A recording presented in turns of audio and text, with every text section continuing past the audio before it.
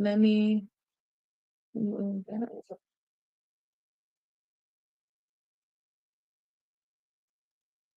hope y'all are doing good. So hey you guys, I'm happy that I was able to actually come on here. Let me actually fix my lips though, because they look kind of crazy and not crazier. Because I'm messing with them. Okay, perfect. All right, I just want to make sure everything is perfect because we have a lot to go over today. So we have a lot that we have to go over today. So yesterday we went over debt validation. So yesterday we went over debt validation. I was trying to explain to y'all this layout here. So I was trying to, oh, you can kind of see it. Okay, let me try to explain this. Okay.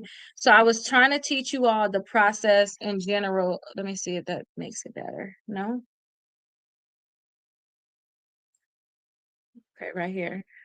I was oh, they want me to keep it's not gonna work. It's not gonna work. Let me try to teach you all. So yesterday what we was going over is we were going over the process of which what we're doing basically. So I was telling y'all that we was talking about when those collection companies are calling, texting, they send you something in the mail or they're emailing you, what you have to do is you have to actually send the collection company a letter. And you have 30 days to actually send them this letter. If you don't send them that letter, then they have the authority to put it on your credit reports, right? Okay. And then the thing is this the collection company, what they can do is they cannot respond. They have a right to not keep them off to the side person. Okay, that's fine. Make sure when I'm going live, you just put it to the side, okay? Because I can't stop, okay? So the collection company got two things once they get your letter. They cannot respond, meaning that they probably not gonna collect on the debt. They're gonna probably try to send it to another collection company, or they can send you some documents, but a lot of time them documents is not enough. So I told you if the documents are if they don't respond, okay, leave them alone. We're not talking to them no more. As long as they don't put that on our credit reports, which is up here, we're fine. Okay, thank you so much, KT. Now, if they go ahead and respond and it's not enough, then I told y'all really need to send another letter to the collection company, which is the refusal to pay. So I literally just put the refusal to pay letter in the course. You all have access to that. When you guys purchase any other books down below in the TikTok shop, you all should be able to view that letter. You all gonna have access to the course. You all gonna be able to view that letter. It's free. Y'all have access to the course. It's free. So as I go along, I want to find out you guys gonna need this. You're gonna need that. I want y'all to be able to have access to this and that. So as you guys go through this process, I want you to make sure that all you have all your documents, right? And then I said that, hey, listen. Sometimes the collection company may add it to your credit reports, which is a big problem because when they was calling, texting, and all this stuff, you did not respond to them in 30 days like you were supposed to. So if you get to that point, then if they put it on your credit reports, then you have to send a letter to the credit bureaus first. Okay. We have to send a letter to the credit bureaus first. We got to give them 30 days to respond. If they said they're going to keep it on your credit reports, then we have to send another letter to the credit bureaus and another letter to the collection company or the creditor, whoever it is. It doesn't matter. Okay. So once you do that, if they continue to want to keep it on your credit reports, some people get 15 days. I like 30 days. That's when you're going to send them a demand letter. So right now, y'all, we're just in this area right here. We just sent out our letters. We waiting for our 30 days to be up to see if they're going to delete it or not. Okay. But we're not even focused on this right now because we already did everything that we can do up here. Only thing that we're focusing on right now is those collection companies that's actually sending you all those calls, texts, mail, they mailing you documents or they email you. That's all we're focusing on right now. Okay, so that's what we did yesterday. So I just want to let you all know. I talked about the refusal to pay. A lot of attorneys was using that refusal to pay. Good evening, blessed today. A lot of attorneys was using that blessed today. A lot of attorneys was using a refusal to pay. So I added one inside the course so that when you get to this point where they don't send you enough documents, don't just leave it at that. Because they may say, oh, well, you didn't respond, that means the documents was fine. So you want to actually make sure you send a refusal to pay. Don't forget, all the documents that I'm referring to is inside the course. As long as you have purchased any other books from the TikTok shop, you should have access to this, okay? So that's kind of what we went over yesterday. Now today we're going over just the difference between a Goodwill letter and also a pay for deletion because these don't understand it's like different things that you're using depending on your situation. Okay, so that's what we're going to do. So A lot of the strategies to remove negative items from your credit reports are like Goodwill adjustments or also a pay for deletion. Now, Goodwill letters, that's to remove late payments from your credit reports. A pay for deletion, meaning you're paying a collection company to actually delete account from your credit reports. That's what you're doing, okay? Now, I already added 4 Goodwill letters inside the course, one for just student loans, and then 3 of them from all other situations, okay? So that's something that's already added in there. And then 2, I showed you all to pay for deletion. That is something else that's added in there where it's saying, hey, you're gonna pay 20% of whatever you owe. If it's $1,000, you're saying you're gonna pay $200. Remember, I said that I did a pay for deletion before. I did it with portfolio recovery, but I wouldn't do that method anymore. Now that I know how to successfully sue, I would not go that route. Okay, but I do need you guys to know like the difference between Goodwill and pay for deletion. Now, with the Goodwill, that letter is going right to your creditor, and it's best to make it more detailed too. Like if your late payments was from January 2025 and February 2025, I would suggest you say that. So say January 2025, February 2025. Don't just say remove the late payments from my credit reports. I would like for you to be very specific with it. Now, when it comes down to the pay for deletion, some people think that they could just send a pay for deletion letter to these companies, and that's not how it works. You really want to start negotiating with these companies first if you're going to do like a pay for deletion. And some companies, they already have a thing where they already know that they're going to delete the account from your credit reports once you pay. So like portfolio recovery, remember I said I settled with them. It wasn't nothing special I did. That's just what they do. Okay, once you pay them whatever y'all agree upon as the payment, once you pay them, they automatically delete it from your credit reports. Okay, so neither of these are guaranteed. It's not a guarantee that when you pay them, they're going to delete it from your credit reports. Okay, but it's definitely worth trying. Okay, so I want you all to make sure this would be a good time for y'all to actually send out those Goodwill letters if you haven't already. So this would be a good time for y'all to actually send out the Goodwill letters because we already sent our letters into the credit bureaus.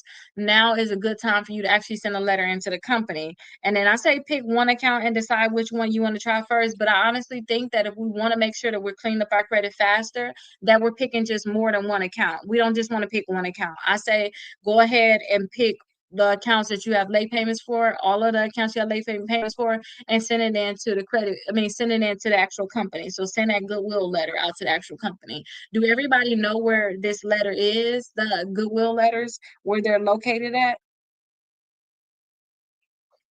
And then two that pay for a deletion too. That's another one. Do y'all know where that's at? Because y'all, I want to make sure that y'all have access to that.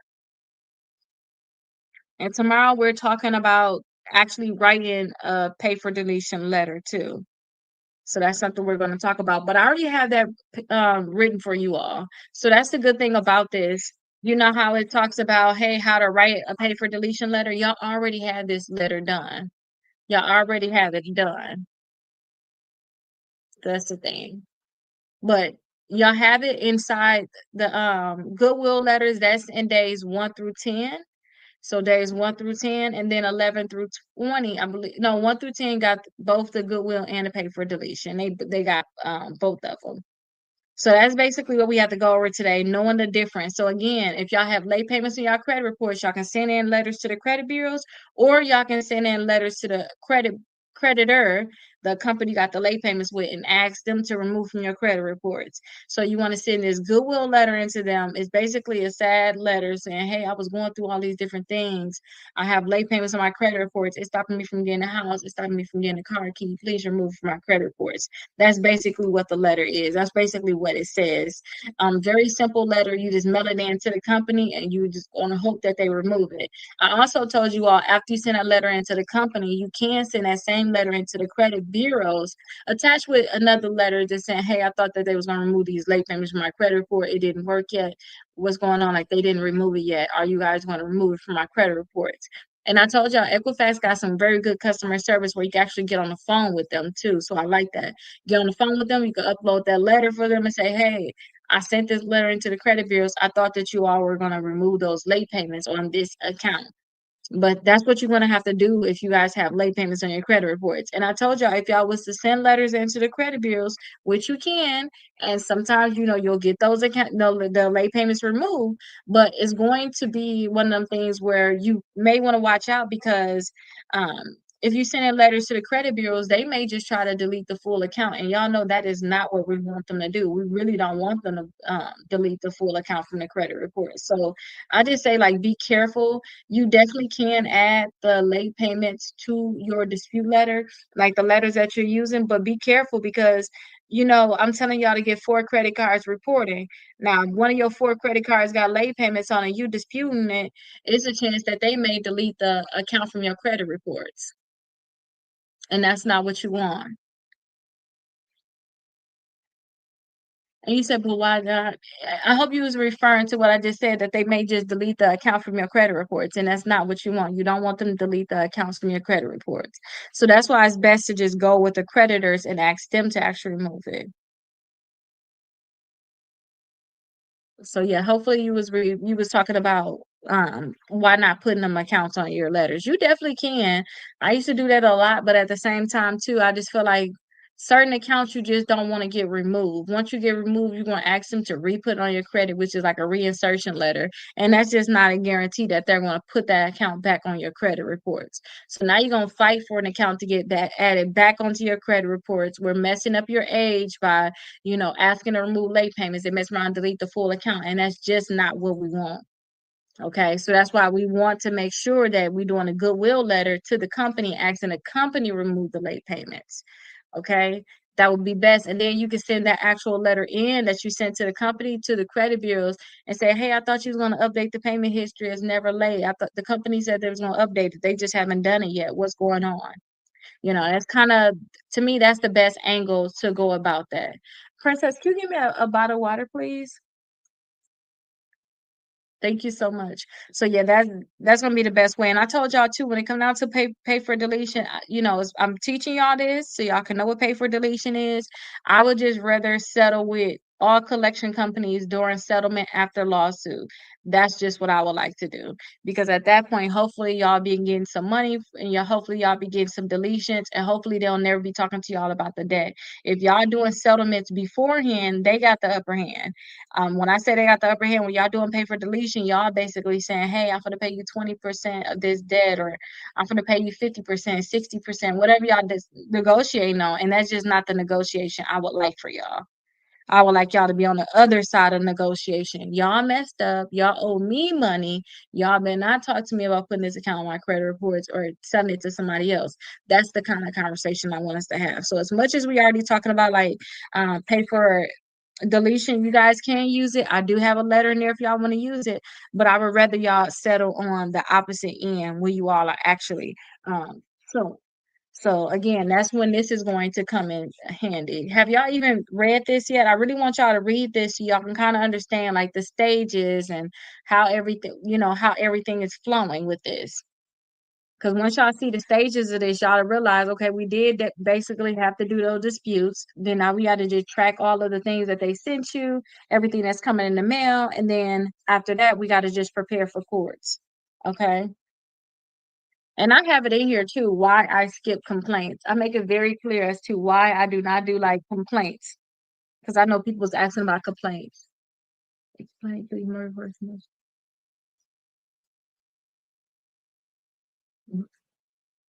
What do you mean remark added, removed slash removed? Why did they I don't I gotta see how it looks on there. Like how you take a screenshot and message it to me so I can see it.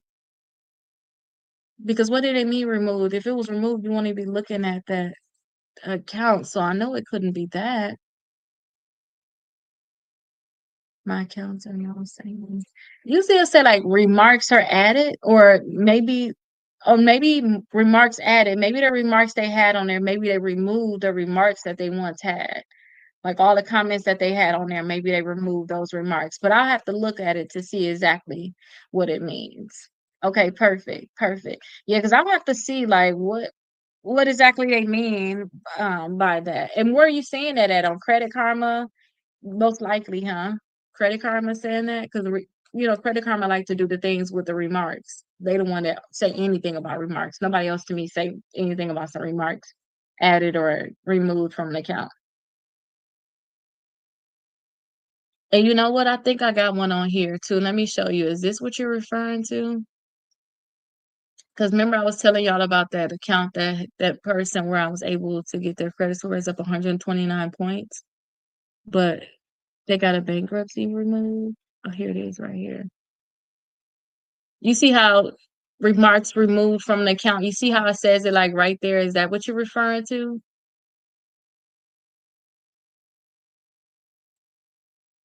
Yeah, so I don't take that serious. They add and remove remarks all the time.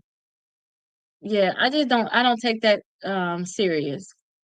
That mean whatever they said about the account, they're kinda taking it back. They kinda wanna have that stuff removed. And then you'll see that they'll add some remarks added to account, you know? Yeah, but this says remarks removed from account. What you put seems something different, but if that's what it is, then, um, that means that they're changing basically what they're saying about the account, like, if they say this right here. But I don't take this serious, like, I don't take this serious at all. And then when it come down to credit cards in general, you see on here as an example, like this is what I want to see. Like, okay, did my balance decrease? Was accounts removed? Look, they say payment history changed, but then it says missed payments added. That means they just switched around those late payments basically. Because they saying that they added added some late payments.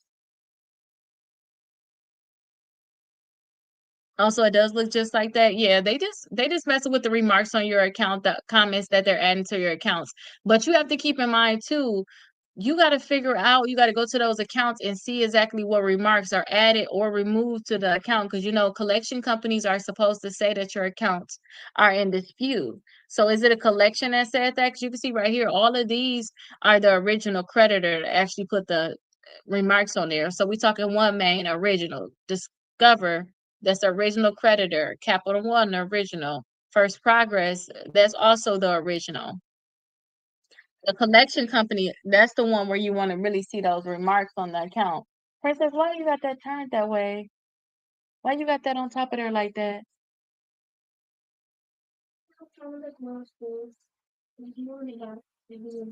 No, only put those one books right there. Try to see if you can sit them on the side. Are they gonna fit on the side? Yeah. Yeah. There you go. I didn't realize that. Let me see. I probably missed your comment. Okay, no, I didn't miss anything. So yeah, if y'all see like remarks added to y'all account like this, I would say don't take them serious too much unless it's a collection company because they're supposed to mark it in dispute. That's the only remarks that we need to be able to see. But we're gonna see that too on Identity IQ. We'll be able to see like the comments usually after your disputes are done. Okay. So that's basically how that's going to go when y'all see like remarks added and things like that. Yeah. Okay, well, I guess everybody, y'all understand everything that we really had to do today, right? So I guess y'all, it wasn't much that we, to me, had to go over because I already talked to y'all about Goodwill letters. I already added these letters to the course, and then also the pay for deletion. I told you I'm not on pay for deletion when it come down to these accounts at all. I'm not trying to do the pay for deletion at all. I would rather settle with them after a lawsuit is after you submit a lawsuit, basically. I will do the settlement at that point. I want to go back to here and see what exactly, because a lot of y'all keep bringing up this CFPB.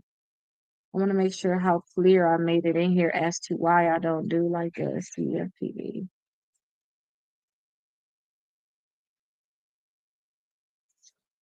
Also, I put it on here that you can file complaints. Okay, so I put on here that y'all can use like the CFPB, y'all can use the state attorney general. You know what? I did use the state attorney general before, and the CFPB, um, and it just didn't work out that good. But I did in chapter 4, I did say, um,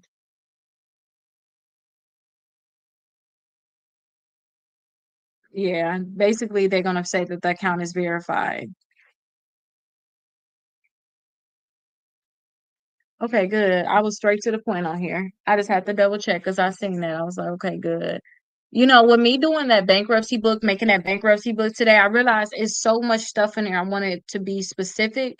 So many details that I want to put in there. And then I seen somebody leave like a review for this one. Um, They were saying something along the lines of, oh, let me switch it.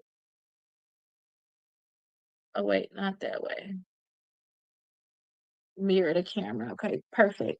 So they were saying something along the lines of like, "Oh, the information that is in here, you can find it on the internet."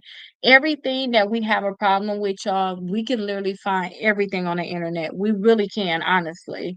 Everything is out there. The only thing is you don't know what's real and what's not. That's the problem that we have right now. And then also piecing everything together, like everything that's in here, you all. This is not new stuff. This is how you do it. But the thing is, you don't know how to piece stuff together a lot of times. You don't know how to do things like how I made you all a pay for deletion letter. I made you all a Goodwill letter based off of what we had in class today. You can literally find all of this stuff on the internet. I'm not going to say that you can't. You can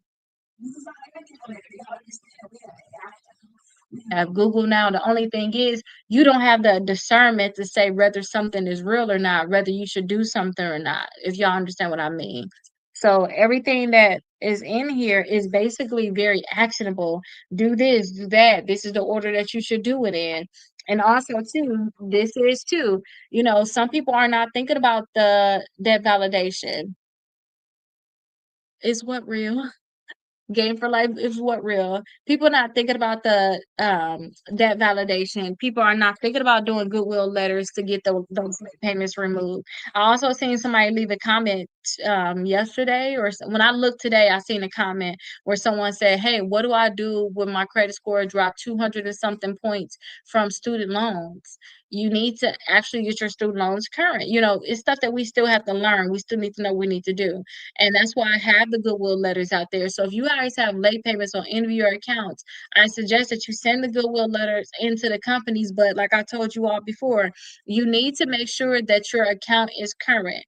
Don't start doing Goodwill letters if you still negative and you still late with the account, basically. It's just not gonna work like that. Like, make sure that you're removing the status that you had first. So whether you were 60 days late, 30 days late, 90 days late, make sure that you all are removing that first by making sure that the account is current before you think about asking them to remove any type of late payments from the account. You said you would make a bankruptcy book. Yes, I created the bankruptcy book. I'm just waiting for the publisher to approve it right now. Yes, that was my goal. So my goal is every month I need to have a book that come out based off of my experience. Though all these books are based off of my experience and my input of how I think things should navigate. So that book is basically the book to talk about how you can go from the 500 to the 700s within 6 months of bankruptcy. So that's basically what that is going to be about. It's going to be about removing bankruptcy from your credit reports. It's going to be about if these companies don't update your account like they supposed to after you file bankruptcy, which a lot of us don't even know about. You're supposed to update your account a certain way. If they don't do it, it talks about actually suing them. It talks about what we're doing right now too, and what we're also doing with this too. So it's basically what this book is 100 points in 30 days. They got to go through the same process after they file bankruptcy to get their credit score to go higher. They have to go through the same process, and then also they got to go through the same process of this of just doing everything that's in this book.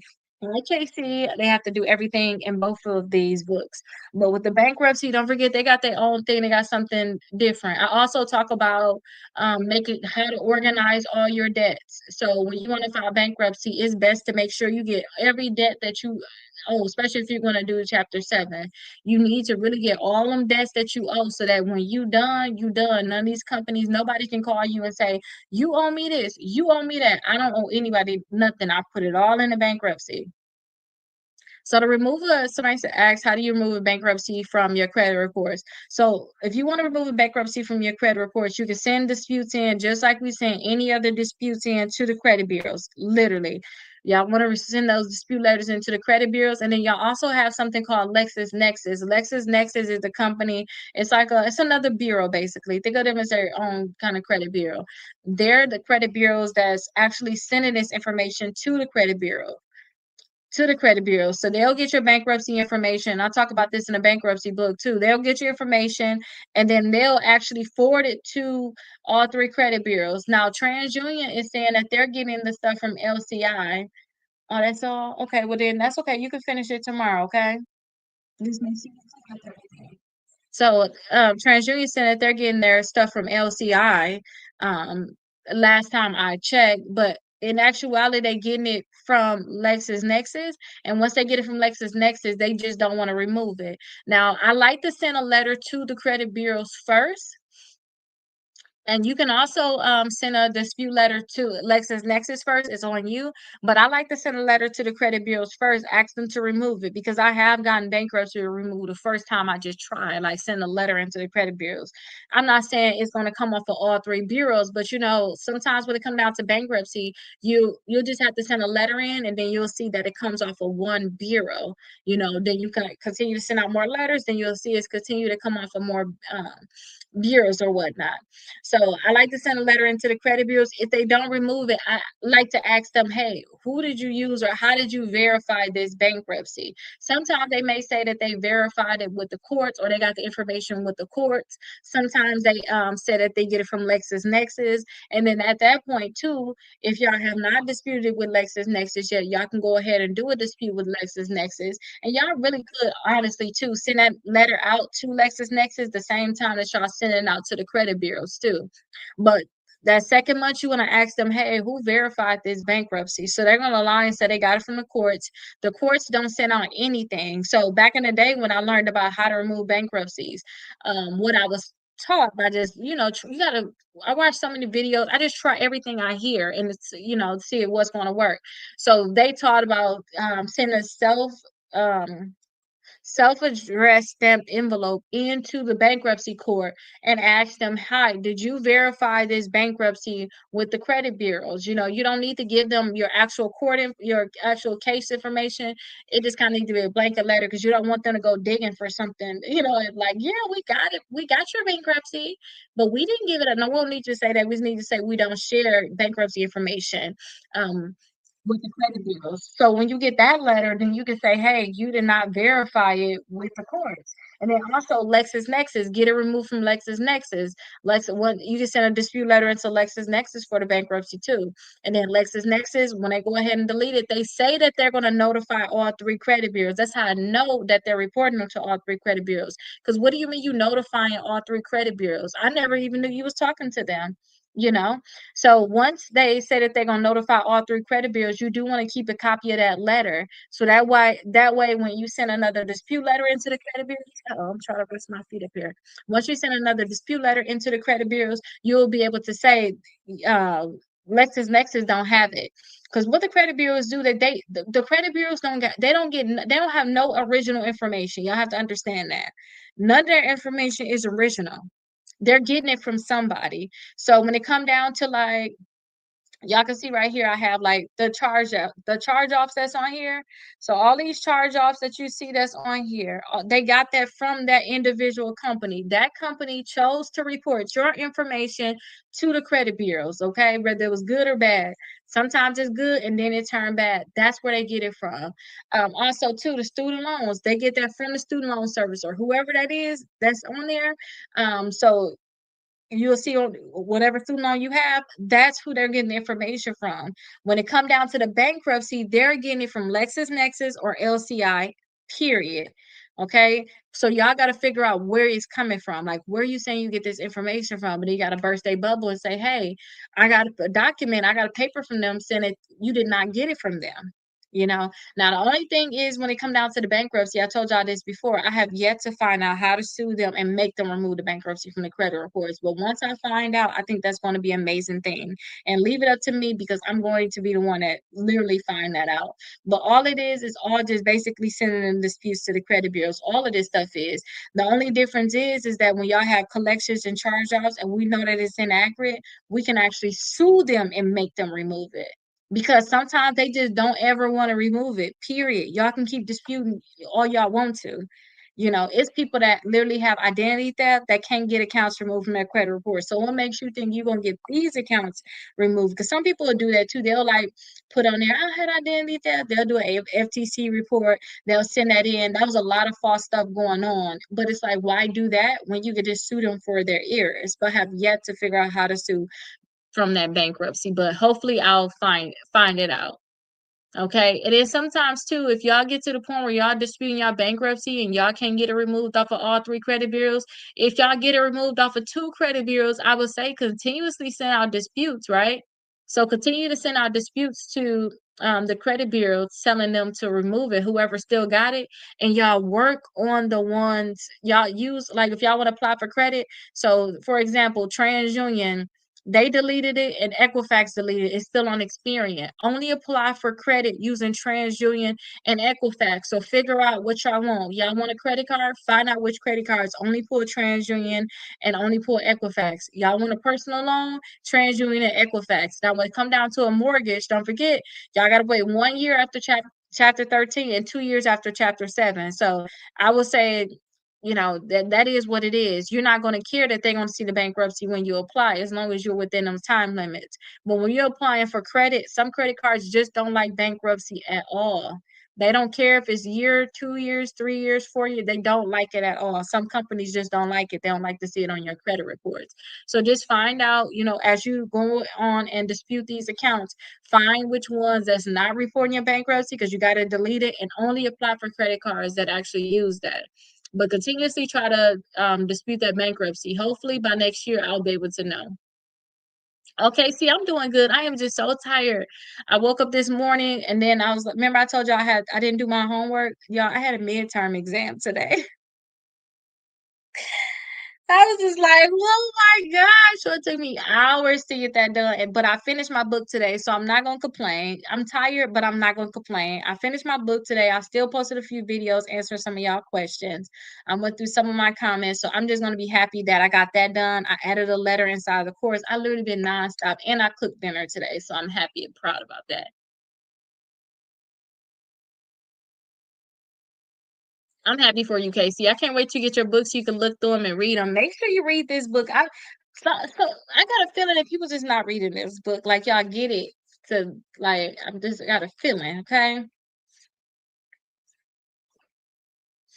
I got a feeling that people are not reading that book. So you get your books. Make sure you read that. Okay. Can you talk about medical stuff? Wasn't they supposed to remove medical debt from the credit reports?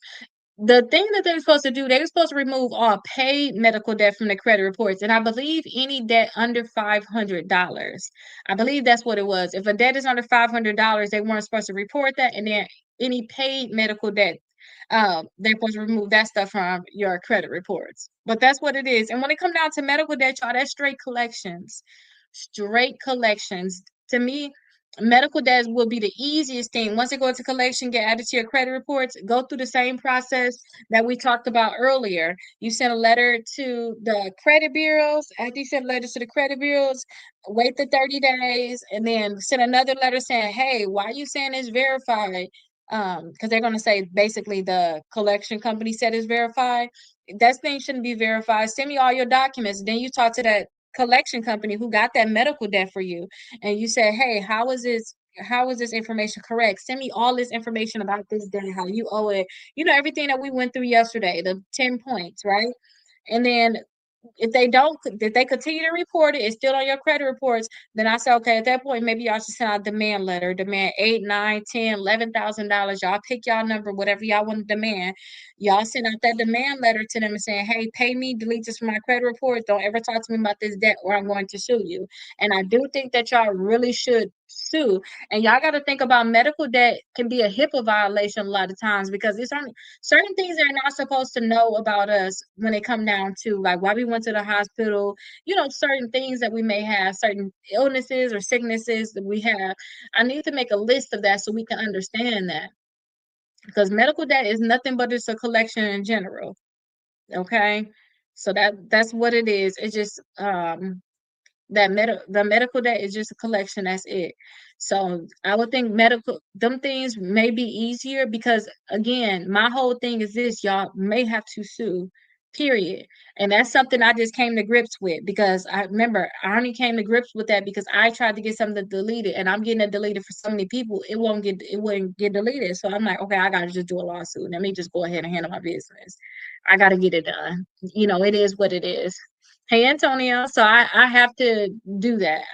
I'm not finna, it is what it is. So that's the conclusion I came to. So now when I see any type of debt, I don't care if it's like medical collections or whatever it is on credit reports, I want to see if it's reporting accurately. If not, I'm going to just go through this process. Like I said, I'm going to go this process. If they don't delete it, then I'm going to start going this process, which this process tell you send out the 3 letters because all you're doing is building evidence. All you're doing is building evidence, basically. You build your evidence, put your lawsuit in. After you put your lawsuit in, hopefully y'all will be settling right away.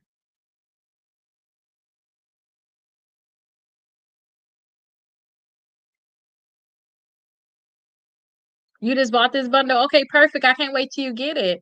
And then also, we have the 9 o'clock class, which is this right here. So I basically went over what we're supposed to go over today. So I'm just answering any questions that y'all have. So today we're supposed to talk about the difference between a Goodwill letter and pay for deletion. Goodwill letters, if y'all have late payments in your credit reports, y'all gonna basically beg the creditor remove them from your credit reports. It's a letter that's already inside the course. So since you bought this, I'm going to make sure I send you access to the course. It's a free course. Basically gonna have all the documents that you need in there. So you're gonna have that Goodwill letter in there. Then also pay for deletion. Now I have done pay for deletion before, but I just do not believe in it anymore because I would rather do a lawsuit. I'm just being honest. And when I tell y'all, I really want to do a lawsuit. I cannot wait until one of y'all really go through the steps. I sent the emails. Oh, I missed it. What's the emails?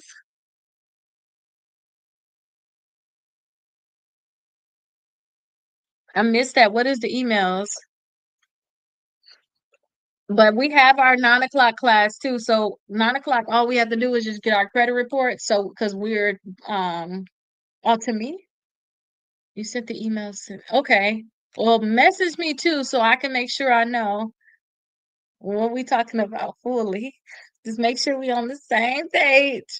But this one right here, we just supposed to get our credit reports. We just did day 1 yesterday. So this is one I think too, since you just not gonna get your books, you should probably try to tack along with this one at the 9 p.m. Eastern Standard Time.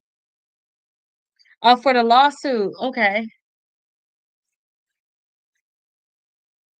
Okay, you sent the emails to me for the lawsuit. And what email address did you send it to? Like we already know this because sometimes y'all, I know y'all names, but sometimes, I need to make sure you be sending it there, and then it's like, dude, she ain't even.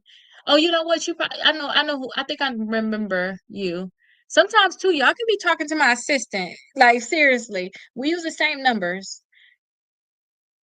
So maybe, maybe you're talking to them and they say, hey, email it over. And then what they're going to do is they're going to say, hey, Kita, because, I can't be in the whole process. I won't make it. I swear I won't make it. So maybe they say, hey, send it all over. Once they get it all, then they're going to say, hey, Kita, this is what's going on. Looked over this and you're going to have a call with this person. Because that's what they do a lot of times. And I realized, dang, I've been working on this for a whole week, whole 2 weeks. I've been waiting on these documents or whatever the case may be. But my email address is the Rakita at delete and remove. Is that where they're telling you to send it to? I mean, I just need to confirm. I just remember I don't like to get off of here without okay at delete and remove. So it's Rakita though, right? Like you sent it to mine, or are you doing like support? Because then I'll be able to see them too. Oh my goodness. Okay, now I gotta check because I just want to make sure we're on the same page. Okay, I'll definitely check to make sure that I have them so then I can be able to look over them. But I'm pretty sure my assistants have to fill me in on the loop because I know I personally didn't. I know it's my assistants that sent that over asking for that. Okay, so let me see. Okay, perfect.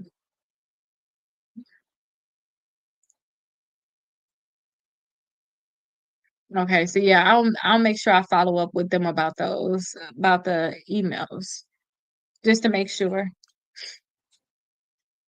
But we have a meeting tomorrow for sure. I'll ask them at that time.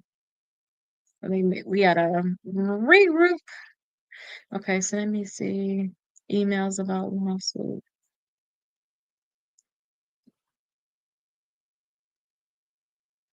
Yeah, I need to really buckle down. I keep saying it so much, but it's just so it's really bothering me because it's like kind of like how I had to find out how to be able to sue.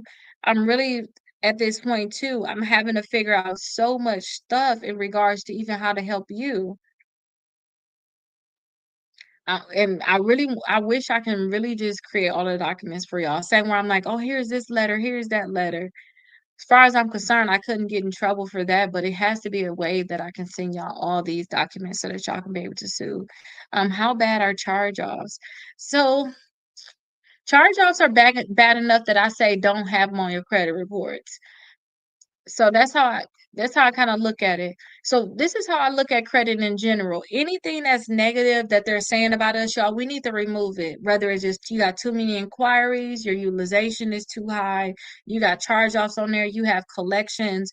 You can still get credit with charge-offs on there, but you can get better credit without it on there. So that's kind of how I think about it. So the charge off, they charge off my security account when it should have just been closed. So if they charged it off, did you still owe money on it? And two, that's still negative reporting.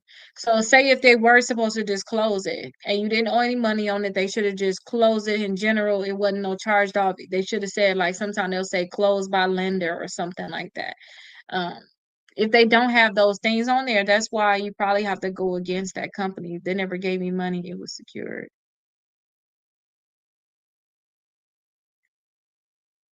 So sometimes I'm trying to think about how to say this. So even though y'all have secured accounts, y'all, like you have to fully pay off that credit card, close the account, and then they should give you your money back. You can't just say, hey, close my account and you still owe a balance, you know? But that's probably something that I would have to look at too. And push trying to shove y'all. If y'all really think these companies are screwing y'all over, like seriously, where's the book at again? Build your paper trail. Do you feel like they're supposed to get your money back? You're supposed to do this, supposed to do that. Prepare to take legal action because that's how y'all gonna really figure out exactly what happened with that account. Period. And we talking about a secure card. I'm not sure what's the name of the company that it was with. Like who did you have the secure card with?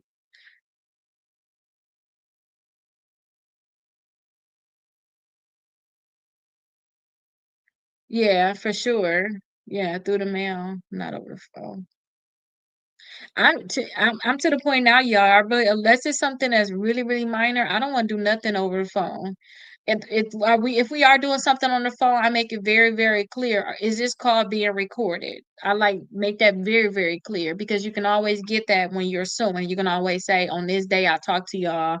You can go through your phone records and figure out when you talk to them and say, hey, I talked to y'all on this day, or guess what? They said that they recorded the calls. Okay, when you are going through the discovery phase on lawsuit, you can ask him to bring up those calls.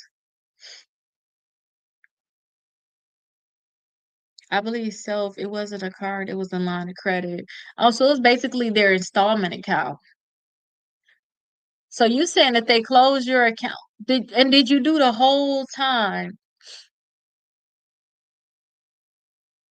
And did you pay the whole time with them? Sorry, it seems like every time I get my phone rings and I keep to.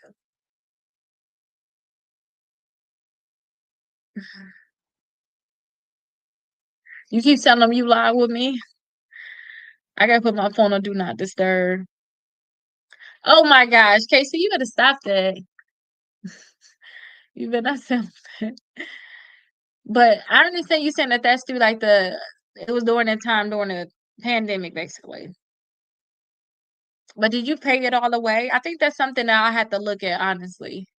I'll have to look at that and see exactly what it is. Kind of like I know, like, and the reason why I have this up right here is because Beauty and Grace was saying, hey, Keita has remarks added to my account. So I said, okay, what did the remarks say? I said, hey, send me a screenshot. But I said, you know what? I got an account right here on my phone. Does it look like this? Like I'm a visual person. I need to be able to see it. Okay. So I need to be able to see it. So I probably need to see your account. Um, like maybe send me like you see how I got a screenshot of like this right here. So maybe you need to like just send me a screenshot so that I can like message me right here on TikTok a screenshot, so I can be able to see exactly what's going on, and then I can answer you from that. I tried, but they won't let me, so I told them to close it out. I just got tired of the phone calls. I like them though. I never had a problem with them. Um, with self.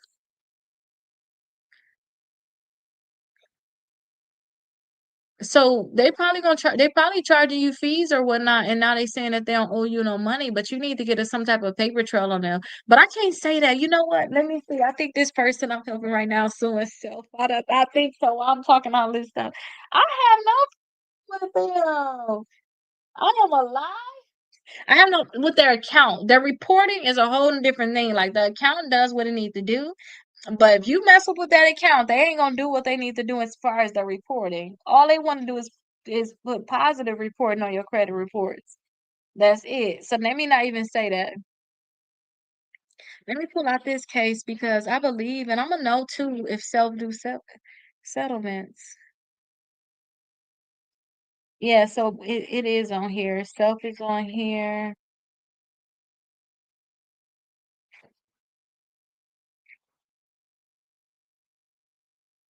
Let me look at their actual complaint. I need to look at their complaint now because now I want to know. I'm gonna look at their complaint and see what's self on their complaint.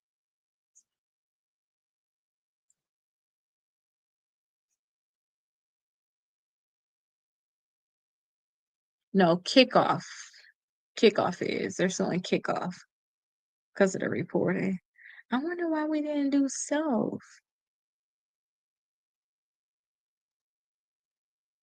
Oh no, no, kickoff is on here. I wonder what that's about. What made me not decide to do them? Yeah, I would have to see the for reporting of them. But when it come down to the self y'all, if y'all don't finish paying on them accounts, they try to add all these extra fees on there. So like when you have an account like that, I would suggest you pay all that you need to pay so you just get your money back. It is going to automatically close. But don't just get on the phone and say, hey, just close this account out. That's something that you really don't want to do because you don't know what additional fees that they have. Y'all are looking at the contract, seeing that they're authorized to take certain fees when you close the account early. You just don't know. Okay, so that's something where it's like I don't want y'all to just close that account out. I want y'all to really just pay them off, get them out the way, and then you're gonna leave it at that. That's kind of how I would like for y'all to do it when they come down to certain accounts. Because all you're gonna do is just mess it up. That's kind of like if y'all, like I said, when y'all have these secure credit cards. If y'all have secure credit cards, y'all can't just tell them, say if you have a $300 one and you owe $300, you can't just say, well, just close my account. I don't want it no more. You know, I would suggest that if anything, you pay it off, make sure it's good so that they don't have any bad reporting that they can have because these accounts were supposed to help you build your credit, secure accounts especially. So go ahead and pay it off. Let them bring your balance down to zero. Don't use it no more. Then say, hey, listen, I'm going to close my account. Send a letter into them, certified mail, letting them know that you want to close your account, and then confirm what address that they need to send it to. Now, confirming the address also brings up too. Make sure that you're making sure that your address on your account is correct too, because sometimes they're gonna say, "Well, we're gonna just send it to the address that was last on the account." So make sure you update that address too if you need to, so that they can send it to the correct address. But y'all need to make sure y'all closing these accounts out all the way so y'all just don't have these problems like this. Especially where I'm trying to teach y'all how to really increase your credit scores. We do not need to have the same account that we wanted to help you to actually start hurting you now. That's just not something that we want to do. We don't want these accounts to start hurting you. If the accounts start hurting you, then you're gonna be messed up basically. It's gonna drop your credit score a lot. And that's not what we next thing you know, you're gonna be trying to get that account deleted.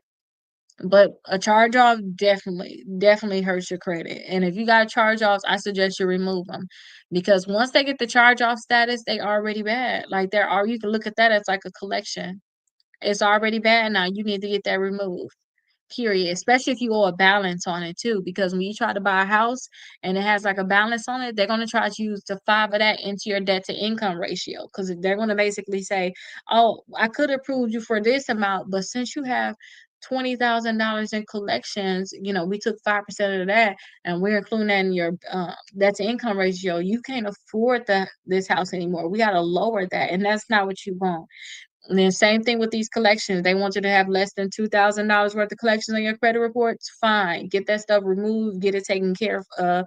And then hopefully y'all will be going through the process like this. Y'all are suing them, getting a check from it, and then using that to help y'all with your down payment or paying off certain debts. What if the account is closed and not yet charged off? Um, Let me think.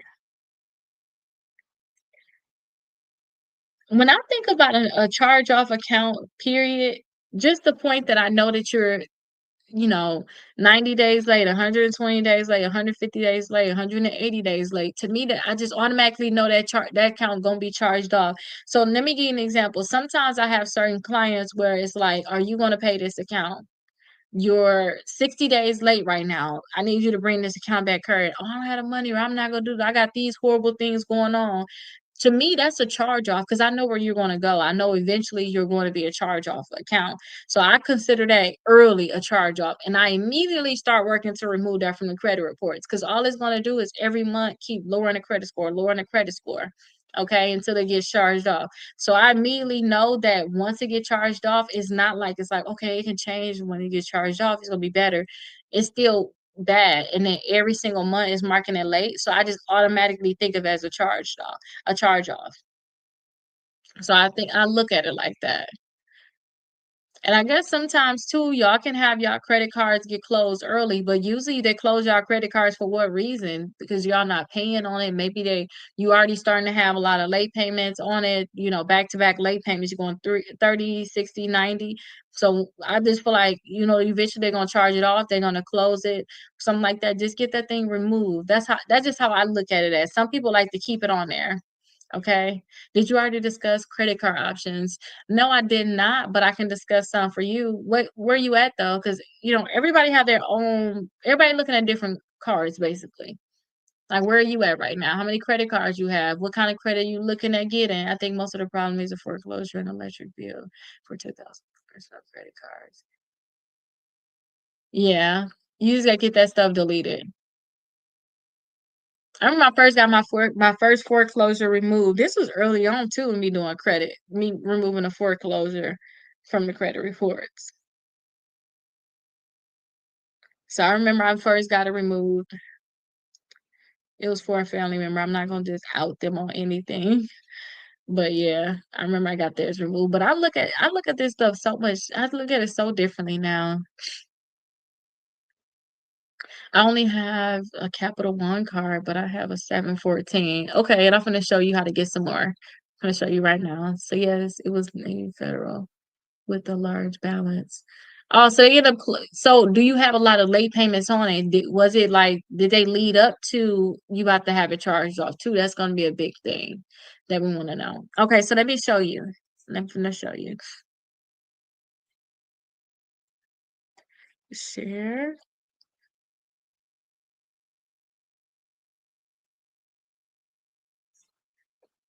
I still got my homework up. Let me take this down. Okay, so let me show you. This is what I like to do. You can choose what you want to do, but everybody have their own thing. This is what I like to do. Let me switch this around first. Let me make sure that they're seeing it on the other end.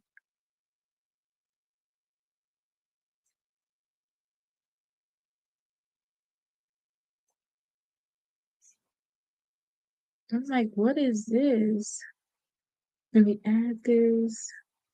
Okay, now I can switch it around. Okay, so here it is here, right? Let me close this up. Okay. So this is what I like to do when it come down to cards. So everybody know what my name is, right? My name is Rakita, right? Everybody know what my name is. So put yes in the comments if y'all get what I'm trying to tell y'all. So y'all know what my name is.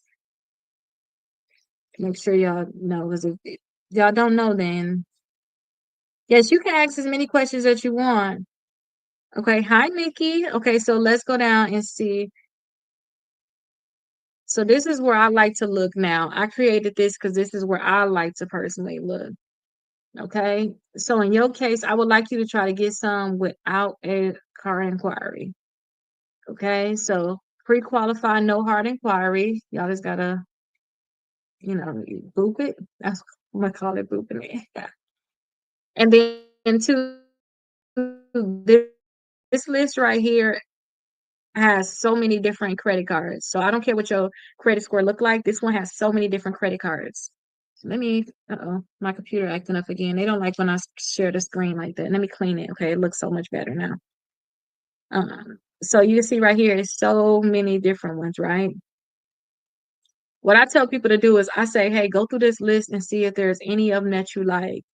And I say, hey, write down all of the ones that you like. Once you write down all of the ones that you like, decide beforehand how many credit cards you're looking to get. So in your case, you only got one. I would tell you, hey, get three more, right?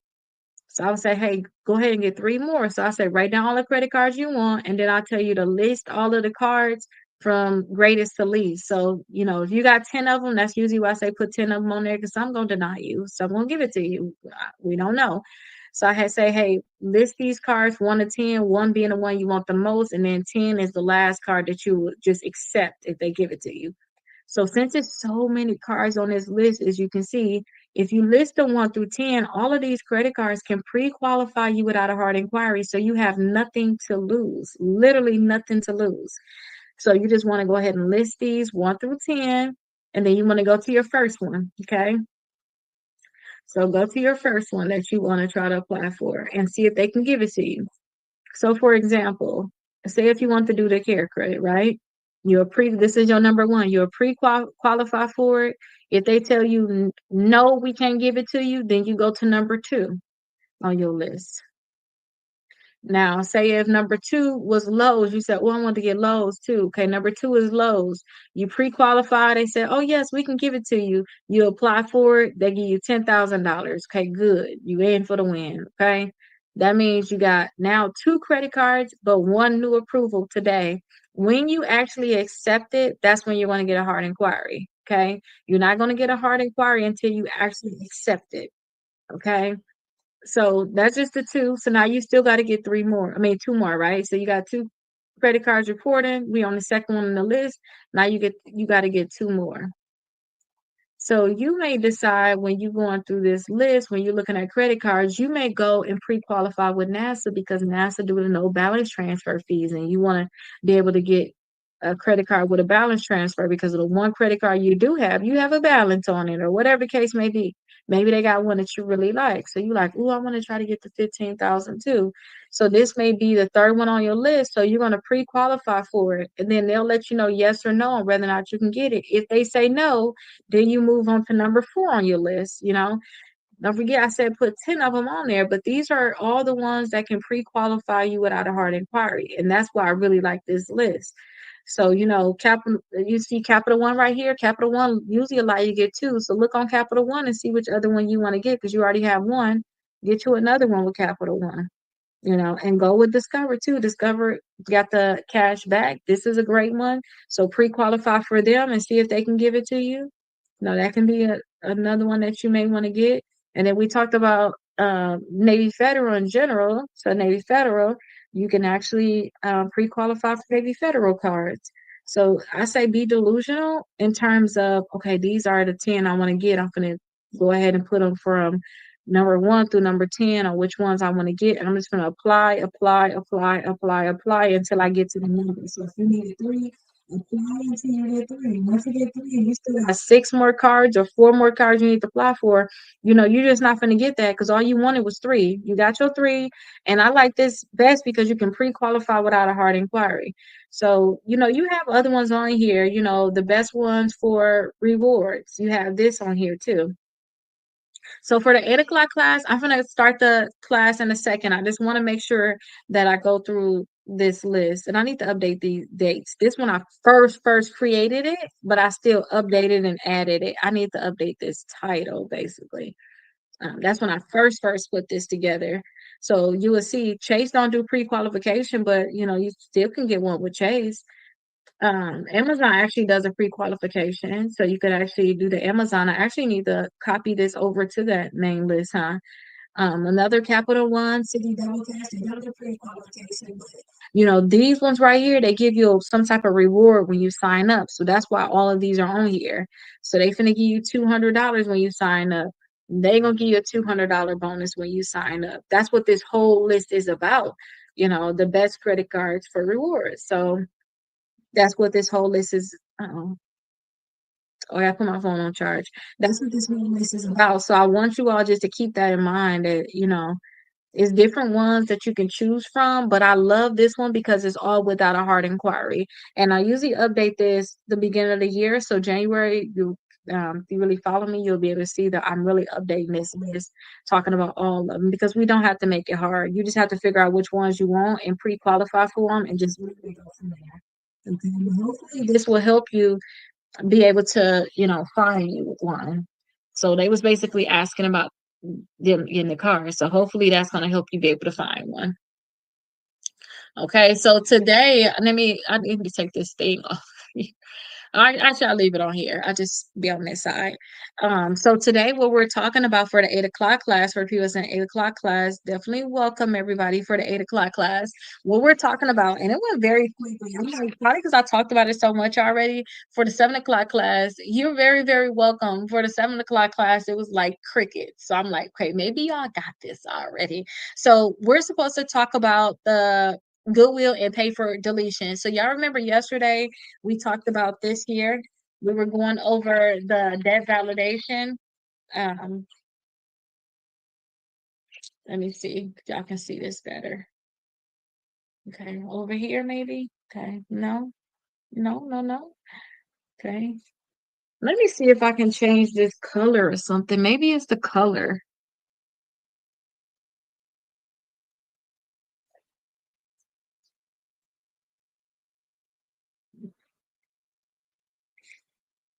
No, that ain't it. I want to make it so that it's better for.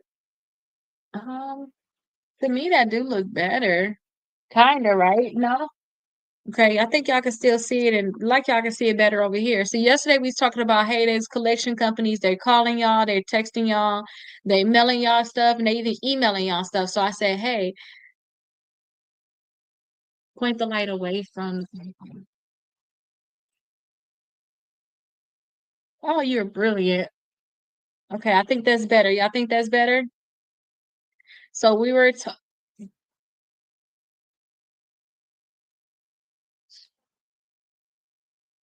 and then it's not just so dark.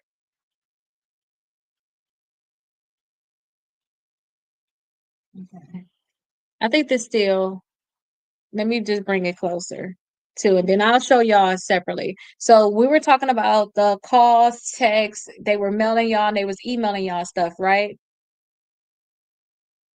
Yes, that's what I need to do. I need to do a darker marker. I'll make sure I do that. And I said, hey, I got a letter for y'all. If y'all getting calls from collection companies, y'all need to mail it out. And y'all have 30 days to mail this out, and then they got 30 days to respond once they get it. I said, but once they get the letter, they're not gonna respond at all, or if they do respond, what they're gonna give y'all is not gonna be enough. So y'all really need to send out another letter. So that other letter that I created that is in y'all course is going to be the refusal to pay letter. That refusal to pay letter basically saying, hey, the documents that you sent is not enough. You better put this on my credit report. You better not try to collect on this debt at all, or I'm going to sue you. That's basically what that letter is, and it's going to the collection company. Now, if y'all don't go through this process fully, or say if they're calling, texting you, and you don't send that letter out that I put for free inside the course, as long as y'all bought y'all books, y'all have access to that course. Okay, or y'all going to have it if y'all just bought it. I gotta personally send it to you, okay? But is y'all gonna respond to this, y'all? They gonna put it on your credit reports. No if, ands, or buts about it. Like it's no if, ands, or buts about it. And this is the process that once it's on your credit report, then this is what we're going to have to do now to try to work to get it off. So again, they calling and texting y'all. Y'all got the letter that y'all need to send to the collection company. Then once they get that letter, they not gonna respond. They just gonna say, you know what, this girl know too much, or this man know too much. I'm not messing with them at all. We gonna leave him alone. Or they're gonna send you some phony documents. I call them phony because it's just not enough. The documents that they sending is not enough. Okay, and if the documents that they send are not enough, you think they still try to come after you, or regardless if they send you documents, if they're not enough, because I told y'all what documents you're asking for, then you need to do that refusal to pay. And I told you I looked up a lot of cases from the lawyers, and they were doing a lot of refusal to pay in Georgia, Florida, Illinois, I think it was, and Texas. Those are ones where I literally looked at the cases. I saved all of the documents from the cases so I can see how the case actually went, and those were all based off a refusal to pay, which is in this section here. Okay, which is in this section here. Now, some attorneys that, every attorney have their own way that they like to do things. Okay, so I just wanted to let y'all know that we was talking about the refusal to pay, and since I looked up those cases and I seen that they actually have a refusal to pay, I said, you know what, I'm gonna add that inside the course, so you all have that inside the course for free now. So that refusal to pay is in there in sections 11 through 20. So y'all can go ahead and send that out. Now, if they're basically still trying to come after you for a debt, like them collection companies is who I'm referring to. The collection company still trying to come after you, then y'all have that letter now, so y'all can send that out to them. Okay.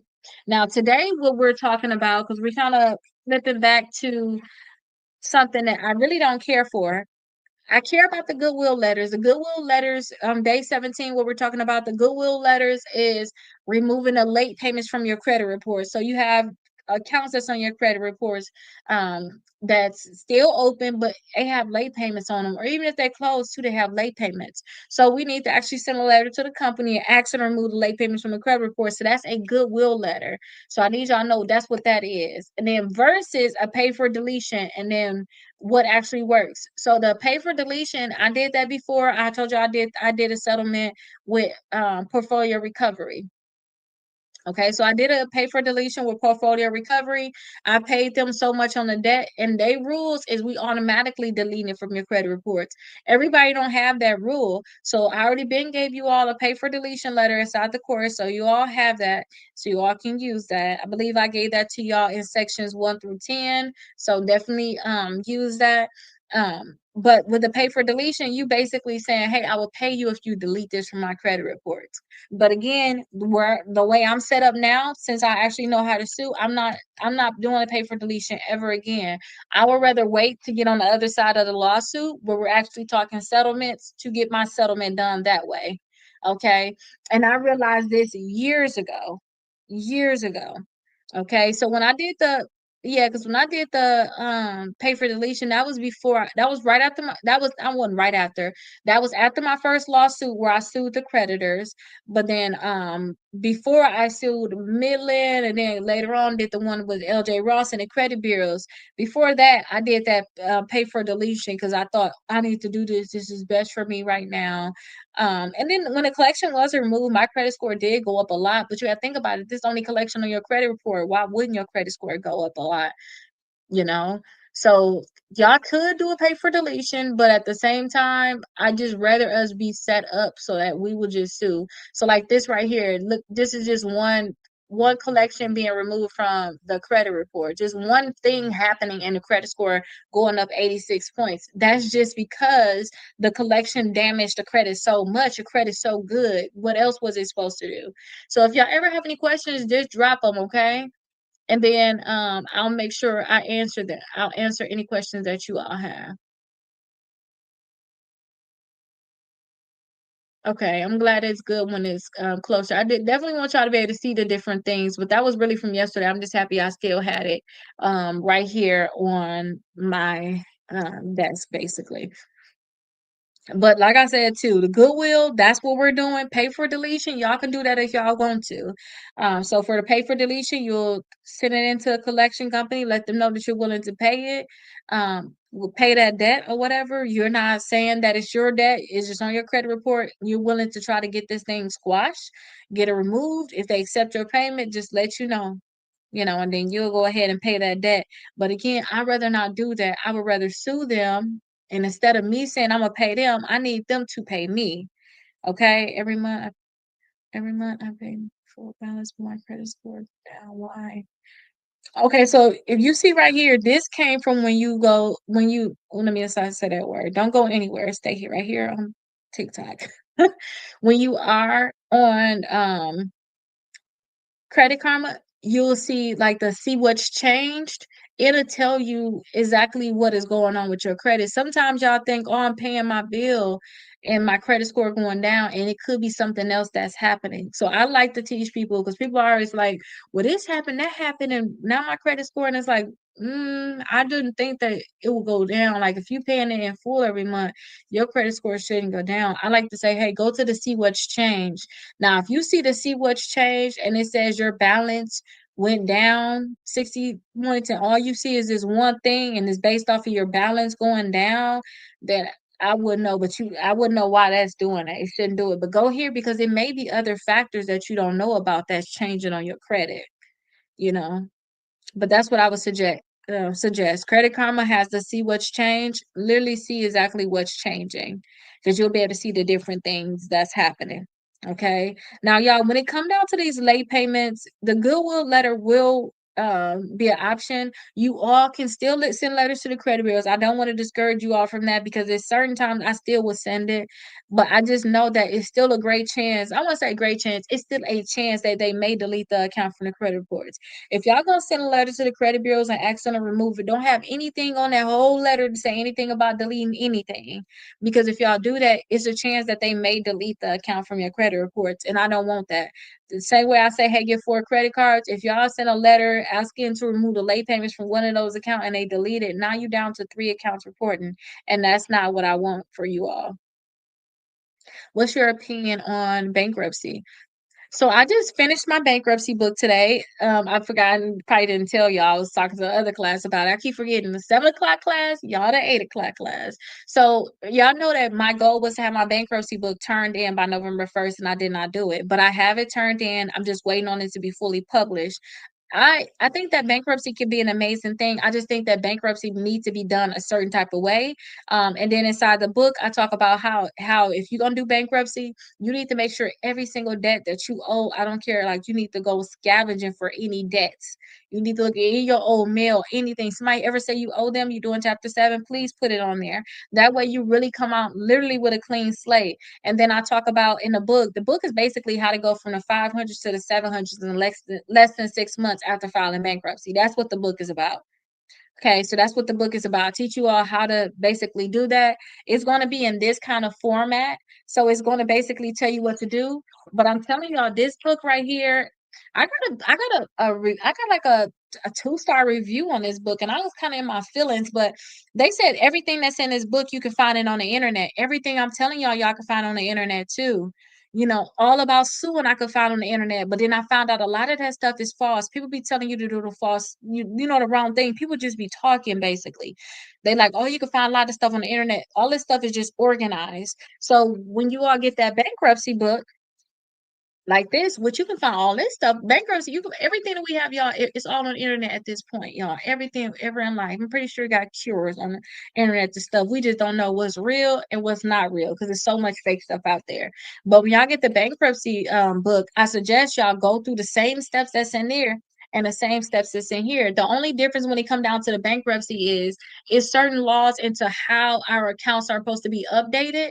So when I say how our accounts are supposed to be updated, I'm thinking about they supposed to say include in bankruptcy. They're not supposed to show a balance anymore. If they continue to do it, which I have a client I was just talking to on Friday, the collection company did not say that these accounts were discharged in bankruptcy, which they were. That's easy for her to go ahead and just say, you know what, I'm going to go ahead and sue them at this point. And I'm suing the credit bureaus because they're keeping on my credit reports. So I tie bankruptcy into having more excuses as to why you should be able to sue them, basically. Okay, so I think that bankruptcy can be a good thing, though. You know, that's why I paid you for you doing homework. Thank you so much. Yeah, I did all the homework. That's the thing. Yeah, you're right. And you're very welcome. And I'm happy to be able to tell y'all this information. But that's basically my opinion on bankruptcy. And then two, get the bankruptcy deleted. Like that's another thing that it talks about in the bankruptcy book. Don't let no bankruptcy hold you down. Period. You removing the bankruptcy from your credit reports. That's the biggest thing. How long do you think it's gonna take to get from 800 to get to 800 plus from the 714? I honestly don't know. So I don't only reason how I know you can get from the 500s to 700 very, very quickly is because it's something that I personally did. And if you want a 500s, that means that you really you it's certain things you just don't have. Now, in your case, I'll have to look and say, okay, this is what you're missing. Once I see certain things that you're missing, I say, hey, you can do these different things, and it could probably help you get to the 800s. But you got to think about it. You're trying to touch like the tippity top of something.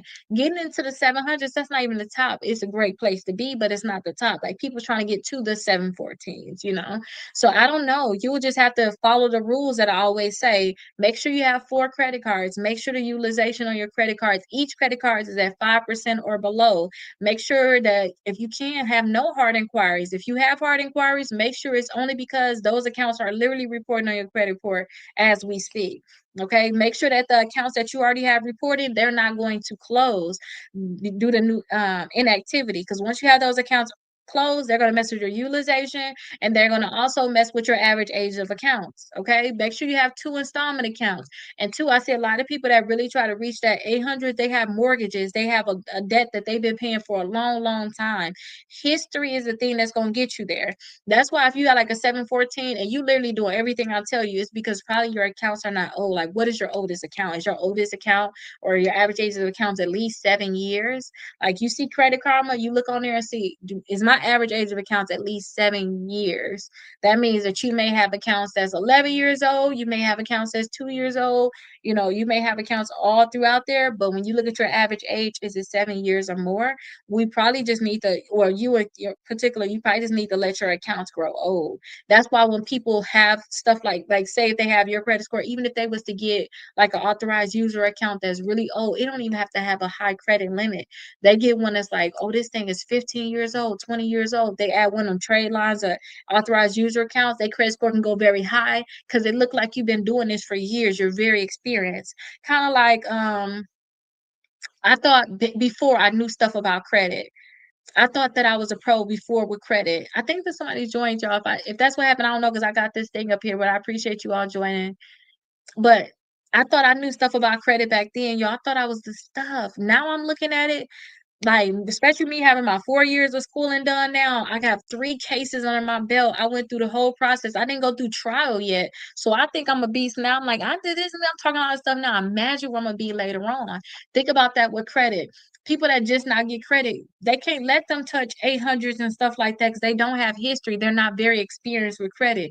All their credit is new credit. That's why usually people that have the 800s, they had credit for a long time or they have accounts on there that's very old, whether it's their parents' account, whether it's their grandparents, whoever it is, they have somebody else accounts on there, especially if their accounts are all newer, because your credit score can only go so far when you have your own credit and it's not newer things. So I would say, hey, follow those rules. And if you like, I did all that keto, like I'm just stuck, you need to look and see how old your credit is, and you need to make sure you protect the credit that you have now in terms of just making sure everything is on auto pay. That's, to me, that's the basic. Make sure everything on auto pay, you never miss no type of thing, have a late payment on accident or anything like that. And then you need to make sure that you're using your accounts every 6 months to make sure that they're growing old. And don't be applying for so many new accounts because you're trying to make sure you get your credit score over that 800 mark. But that's what my suggestion to you be. You, for you to be. That's what I would say to do.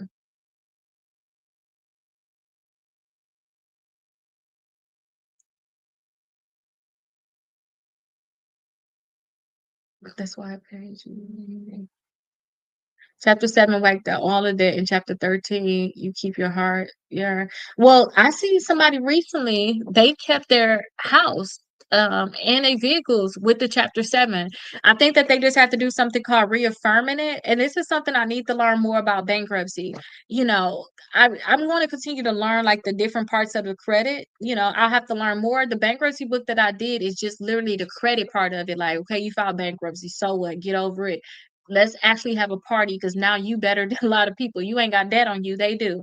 Okay. Because once you do chapter 7 bankruptcy, that a lot of times give you a lot of credit cards too. And then somebody left a comment on my thing. Oh, thank you so much. Somebody left a comment saying that they was able to get approved for a $5,000 credit card with Capital One right after bankruptcy. So it's basically like, hey, listen, we move on with your credit. Now your credit score probably dropped to the 500s, 400. Let's get it to the 700. That's a bankruptcy book that I wrote. But I would love to talk more details about, what things can you keep, what things can't you keep.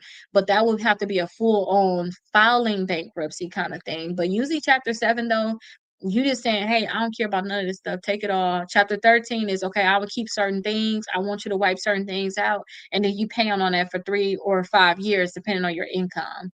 So that's kind of what it is. But I have recently saw somebody kept their house and their car with chapter 7 bankruptcy. So that's why I want to say I used to think that it's going to be completely wiped out. So you're talking about new credit inquiries? I wouldn't want y'all to have new credit inquiries, but actually, Uncle, I don't know what I was talking about. And I'm guessing you're referring to during the time where I was talking to the person that wanted to get their credit score over the 800s.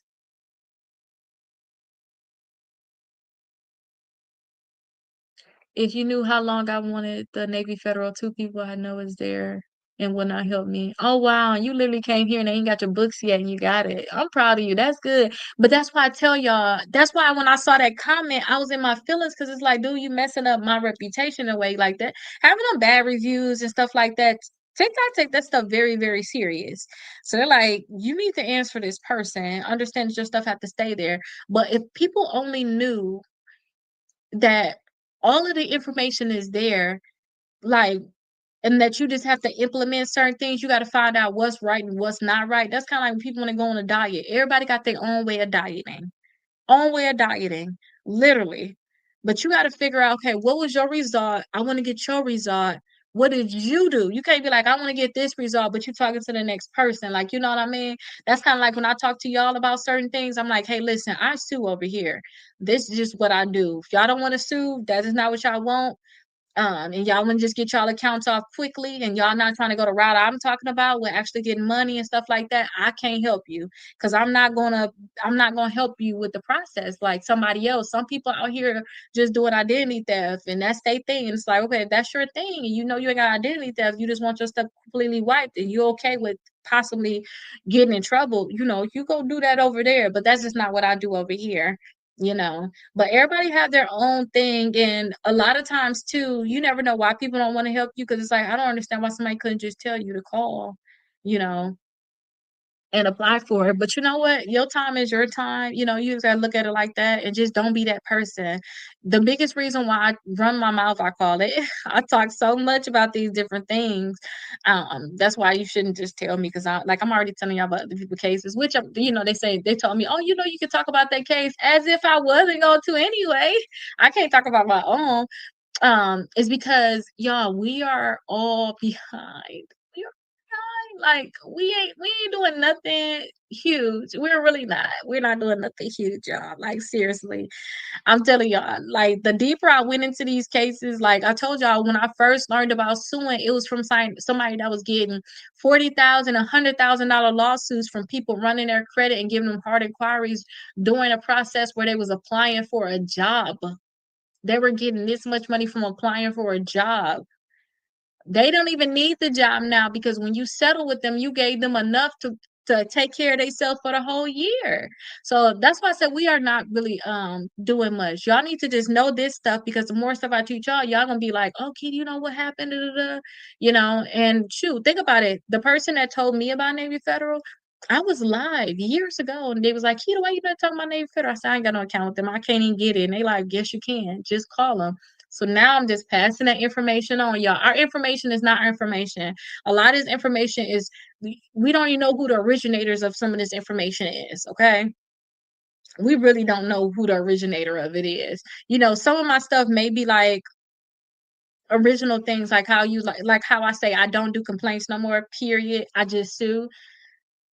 That's only because my own experience. But after a while, y'all, that may become the wave. Now, after all y'all start suing and stuff like that, that may be the wave. Maybe everybody go, that's like the new thing. Everybody know you ain't supposed to use the CFPB. Everybody know you're supposed to sue. You don't even know where, you know what I mean? You don't know where the wave is gonna um come from at all. What is installment accounts? So installment accounts are the accounts where you have a set amount that you have to pay and a set amount of time that you have to pay. You got monthly payments on it. So like your car, personal loans, your mortgage, these are all installment accounts. Your student loans, they're installment accounts too. Revolving accounts are your credit cards. So revolving means that you have a set amount you have to spend. So as you use that money, you have less to spend, but it revolves because once you pay that money back, you have that money to spend again. With your installment accounts, once you continue to pay on it, you have to just have that thing paid off for a set amount of time. So like a car, you got 60 months to pay on it. You can't say, oh, I didn't did 30 months. I want to take the money back that I didn't pay. Only way you could take the money back is if you was to refinance. Like you have to refinance the whole deal. So that's an installment account. So that's how you can know the difference between like a revolving and like your installment accounts. So it's like you have installment payments. Y'all ever heard that? Like installment payments where you have a certain amount of payments for a certain amount of time. Those are installment accounts. So I always say make sure y'all have two. But a lot of us, when you have car notes on there, you have student loans on there, you may have your mortgage on there, maybe you have a personal loan on there. Those right there are your installment accounts. It's been 10 months. Let me see, because I'm like a so another thing I talked about earlier too, y'all, I did my midterm exam. So my head is like, because I didn't know I had to do midterm exam. I thought I had regular homework today. I had midterms, but I was actually happy because since it was mid, oh, I said I need to put my phone on charge earlier. Since it was midterms, that means I'm halfway through this. I know I graduate next month. I'm just so happy y'all to be out of school. I just wish they could like boot me as an attorney, but I just know it's still so much I do need to learn, honestly. I took 2 classes and I'm already on the road with suing. So imagine when I actually go through 3 years, you know, what I'm gonna be on. But let me see. So he says it's basically been 10 months and you're still, oh wait, 10 months of you building your credit? Because I did say you need to have your credit for a certain amount of time. Mm, Credit Karma will tell you your average age of accounts. They'll let you know. You know when they tell you, hey, this is your payment history, these are derogatory accounts, these are your accounts, these are your inquiries. You know that list that you see? You need to see they have one for your age. That thing need to be 7 years or higher. I think that thing need to be as high as you can get it to really get to the 800s. First time listening to you, and now I'm in Navy Federal. Well, I'm happy for you. So that's good. First time I have a 815 score. Okay, bad man, that's good. I just don't use it at all. And you know what? That's a flex. I'm gonna say that that is a flex. That is good. The point is you don't have to use your credit. That's where honestly I try to teach people to do. Like don't even use it at all. Just don't even use it. I'd rather just I love now when I see a lot of people like, me listening to Dave Ramsey. I've been listening to Dave Ramsey for a while. But the more I listen to him and I realize like these people are literally becoming millionaires in 8 years. They don't use credit. They got the cash. It just something about that just makes me can't say it, just happy. So happy because that is good because a lot of people too, they be credit rich and cash poor, and that's not what we trying to do. But that's why I try to just teach y'all, don't be so dependent on credit anyway. Y'all need to be dependent on other things. Just get y'all credit all the way together so if you wanted to use it, it's good. Like, y'all go somewhere, y'all find out, you know what, I do want to get this or I do want to do that. Y'all make a decision that y'all want to be able to get a car, y'all want to get a house. Y'all know y'all credit is good, y'all can be able to get it, and y'all should get it at a good rate. New credit inquiry.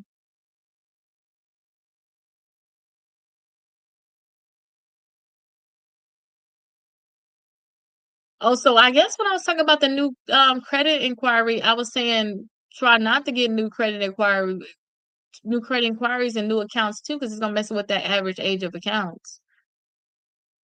I'm guessing that's what I was referring to. Thank you so much. Thank you so much. I'm so excited to get out of this schooling, but I know it's all for my greater good. I'm just happy I made it this far. Oh, you're welcome, Tiffany.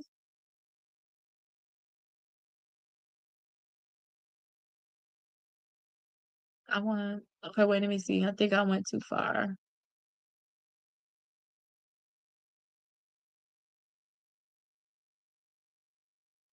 How to? You saying how to reach out to me? Is that what you're saying?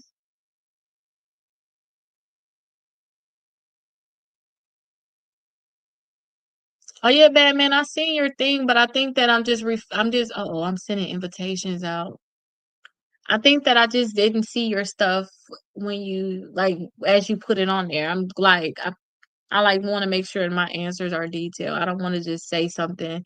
I hate when people like one little thing to like what does that mean? I bought the book a couple days ago. I'm excited to get started. Okay, perfect. So which ones you got?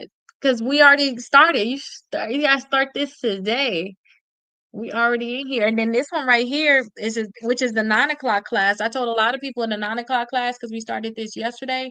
I told them, hey, we're starting this we started at 9 o'clock. I said we on day one.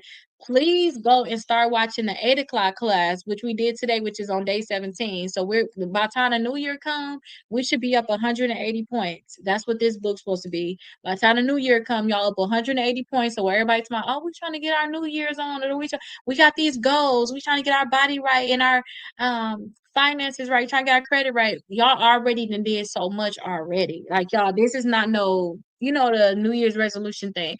I never realized how many times people said New Year's resolution did not do it. I told y'all like my goals that I had set for myself this year, they really have came true. Like amazing. I'm just so proud of myself on everything that I did this year. Only thing that I did not do was study for my LSAT, honestly, so I can be able to get into law school. But I said I got time. I'll do it in January because I ain't gonna have no classes then because I was like, I'm just gonna just calm down and just do what I need to do now because my professor told me there ain't gonna be a difference. But I told the people that's already in the 9 o'clock class, come to the 8 o'clock class and learn, and then two, do all the stuff for the 9 o'clock class, which right now with yesterday was just literally get your credit report. So I showed the identity IQ for $1. I said, hey, just get your reports. So today, 9 o'clock, actually in a few minutes, what's that? 23 more minutes. I'm going to actually go over now day two, which I'm just going to teach all about credit, what they need to have together. Like this is the list of what we're aiming for. So the goal is 100 points in 30 days. And when I say 100 points, I mean literally per bureau. So I want to see 100 points per bureau. Okay. So see you in class and make sure y'all implement stuff. I know I talk a lot about this and that, but I always go over a lesson of what we going over or what we have to do. Today we was talking about Goodwill letters and we were also talking about the pay for deletion. Told y'all we not doing pay for deletion, so make sure that y'all do y'all Goodwill now. So y'all do y'all Goodwill letters. Send them out to the company. So send out y'all Goodwill letters to the company. That's what y'all have to do today. Y'all have, as long as y'all bought the books, y'all have access to the course. Get that letter, mail it out to the company. Okay. They should respond within the 30 days. Okay, let me see, because this thing went crazy.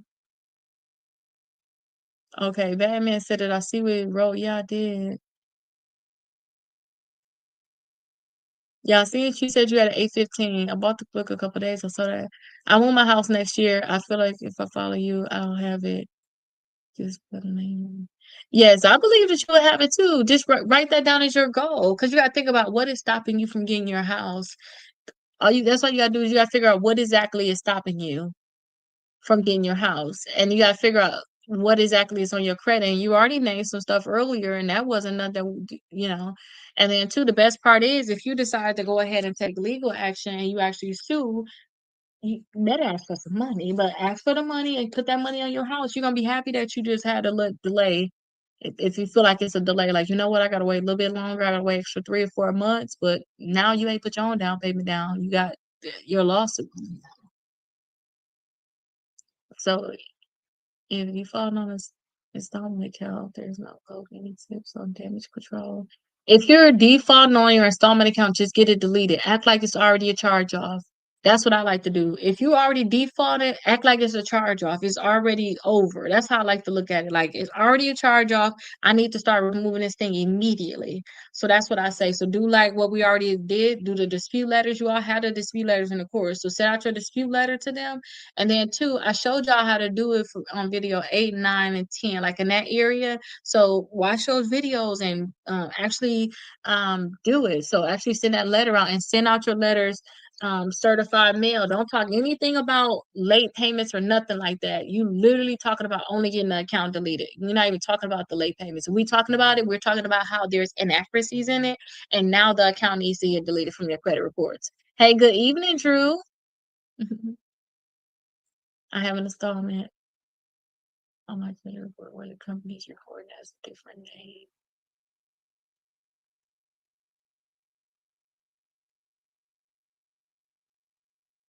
That's okay. So you got an installment on there. So this is the thing. This is how I always think of the accounts. Because I always think, should we care that that's happening or should we not care? Only time we should care is if it's negative in terms of it's a charge off and if this thing needs to come off. And if it's a charge off, that's a good thing for you because now you have a reason why that account needs to get deleted. Because I showed y'all a lot of accounts. Remember we was looking at the report. Let me show it to y'all now. Because y'all need to understand that it's certain accounts I just care about, some of them I don't care about. So let me show y'all something. Okay, let me scoot this over and then let me move this. Let me show them. Okay. Okay, I just want to make sure that they're looking at it too. So let me um okay, so remember this is our sample report. Y'all remember our sample report that we're using? We just basically ain't need it though, right? So this is our sample report. So on here it shows like the negative accounts, right? So if y'all see these red marks that means that something is different between all three credit bureaus. So this one say $47, this one say 48, but this is the same exact account. But this account is open technically, right? So these are errors and the account is open. So if we was to go down, we'll see it's a lot of errors on all the accounts on the credit report, right? But all of these accounts need to get deleted. So we happy that it's errors on there.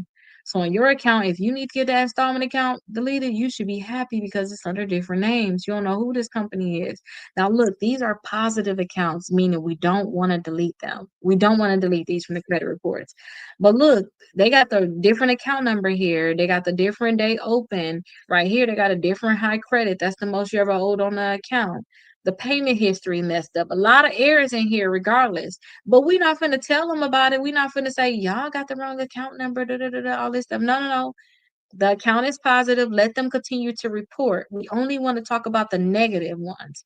Okay. So that's why I say, okay, they got a different name. Should we care or should we not care? This is what I'm talking about. If they reporting positively, like you ain't got no late payments on it, that means it help you boost your credit score. Leave it there. Okay, and just leave it alone. But if you find out that the account is about to be charged off, it's going to be in this area now with all your negative accounts, or if it is, okay, well, if it got different names and it's a charge off, then you got to do a dispute letter and get that thing removed. So what you need to do is you need to find out. Okay, you already said the name was different, right? So you need to put that the name is incorrect on it. You need to put the other things that's wrong. So like the monthly payment is different, the date open, the balance is different, the high credit. You see, it's so many errors on this one account, but it only really got late payments. We really don't want to get this account deleted. But in your case, you want to list everything that's wrong with the account and say, hey, you better delete this for my credit reports immediately. That's basically what you need to do. And then you need to go into the payment history and see, okay, this right here is not, my nails crazy. This right here, you would say, hey, you got incomplete data right here. Incomplete data right here. The payment history is incorrect. They say 60 right here, 90 and 60, but it's off of February of 2020. So you just want to find all these errors. I just don't believe I never seen a squeaky clean account ever. Like look on this credit report.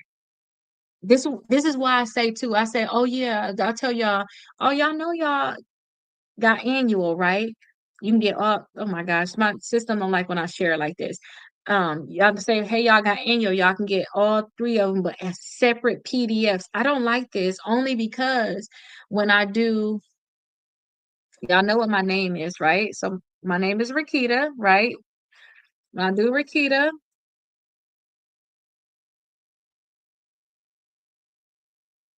Oh, thank you so much about that, Virginia.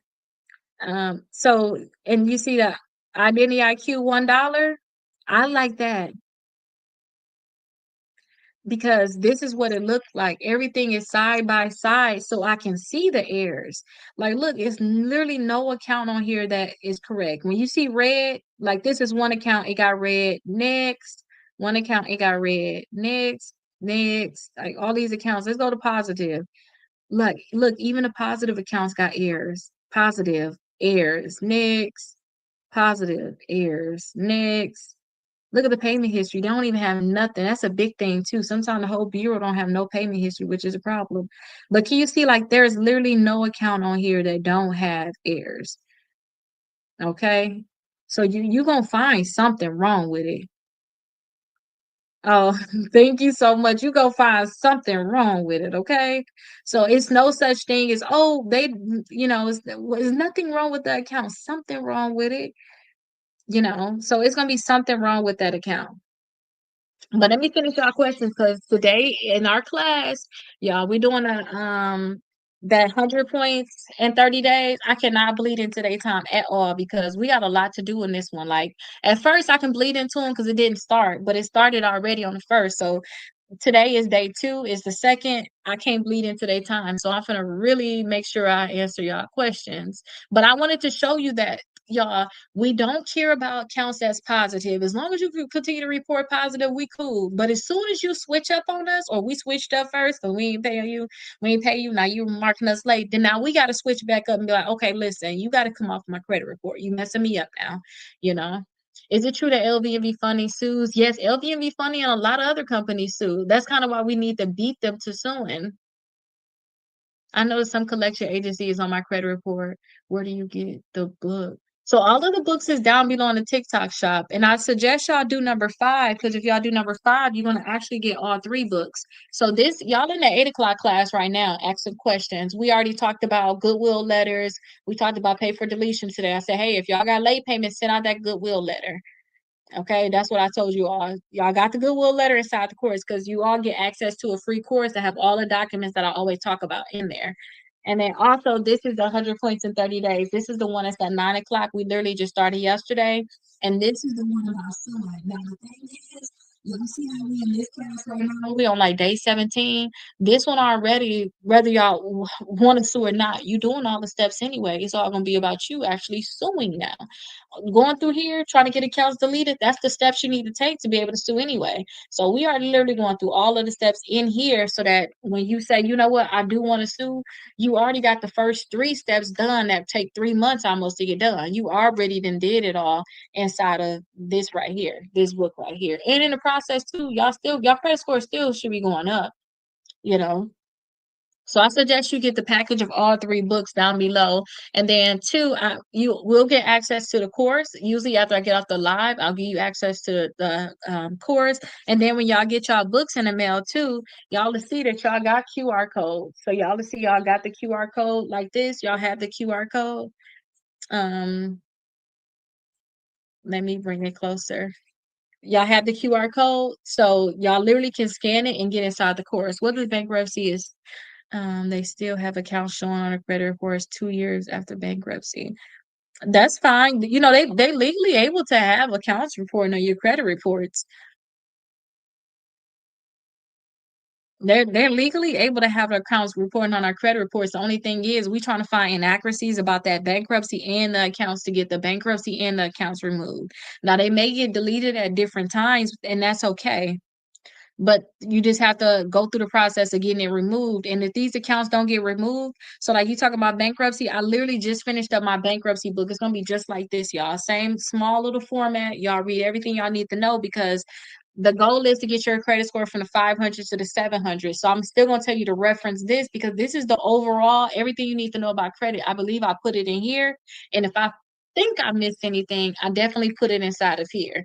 And then on top of that, as we talking through more stuff now, doing this, y'all have all these recordings all within the course. So that's why I tell people that 500 to 700 book that I'm writing about the bankruptcy is going to talk about also, hey, this is how your accounts are supposed to report. And if it's not reporting correctly, then make sure that you be on track to be able to sue those companies, basically. Hey, I'm glad that you're loving it. I'm happy that you all are just taking it in, taking all the knowledge in. But then again, too, I'm not just telling y'all go here, go there. I hope that I'm really showing y'all too, like so y'all fully understand it.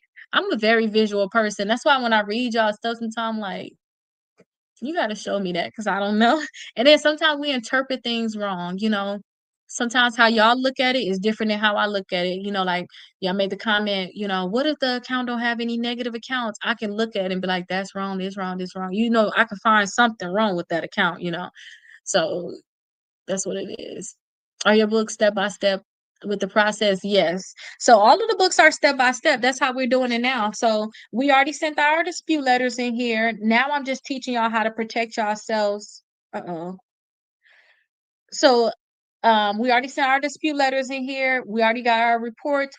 First we got our reports. We sent our dispute letters because we need to get that out as soon as possible. Now I'm just trying to teach you all how to protect yourself from collection companies. So we're gonna spend 1 week on this. We ain't gonna talk about that no more. Then it's like, okay, now y'all sent out y'all dispute letters. Y'all know how to protect yourself because now these collection companies may be selling it, coming back, all this crazy stuff. Now, after that, let me teach y'all how to get credit cards and how to maintain it. That's like the later part of the book. But it's literally step by step. So like every day is something that y'all have to do. Okay. So literally every day. So this is what it looked like today. Y'all have to do the Goodwill and the pay for deletion. It tell you literally, hey, choose an account to do the Goodwill letter. I say don't just choose one account, do all of your accounts. If you know you got late payments, do them all. So that's what it is. It literally tell you this is what you need to do today. And we're just doing it today with each other. And if you all are my client, y'all don't have to worry about it because it's something I'm already handling on my end. So like I said, hey, send out a Goodwill letter. Y'all have access though to the Goodwill letters. It is really good though if you all were to send out a lot of the Goodwill letters on your end, because this is going to be something too where you never know how long this process may take with the Goodwill letters. Y'all really begging these companies to remove late payments from your credit reports. You can send a letter into the credit bureaus, and sometimes when I would send a letter into the credit bureaus, but I would hate if the account get deleted. So that's why I try to back up off of it some. But all of the books that y'all are gonna need is right here down below, and y'all should see like the package pinned. And then I did some things like TikTok had me doing some things sometimes to get y'all some coupons. I had gave y'all some $5 coupons up there. I had 7 before I started. So hopefully like right over here, y'all will be able to see like some little pink coupon thing.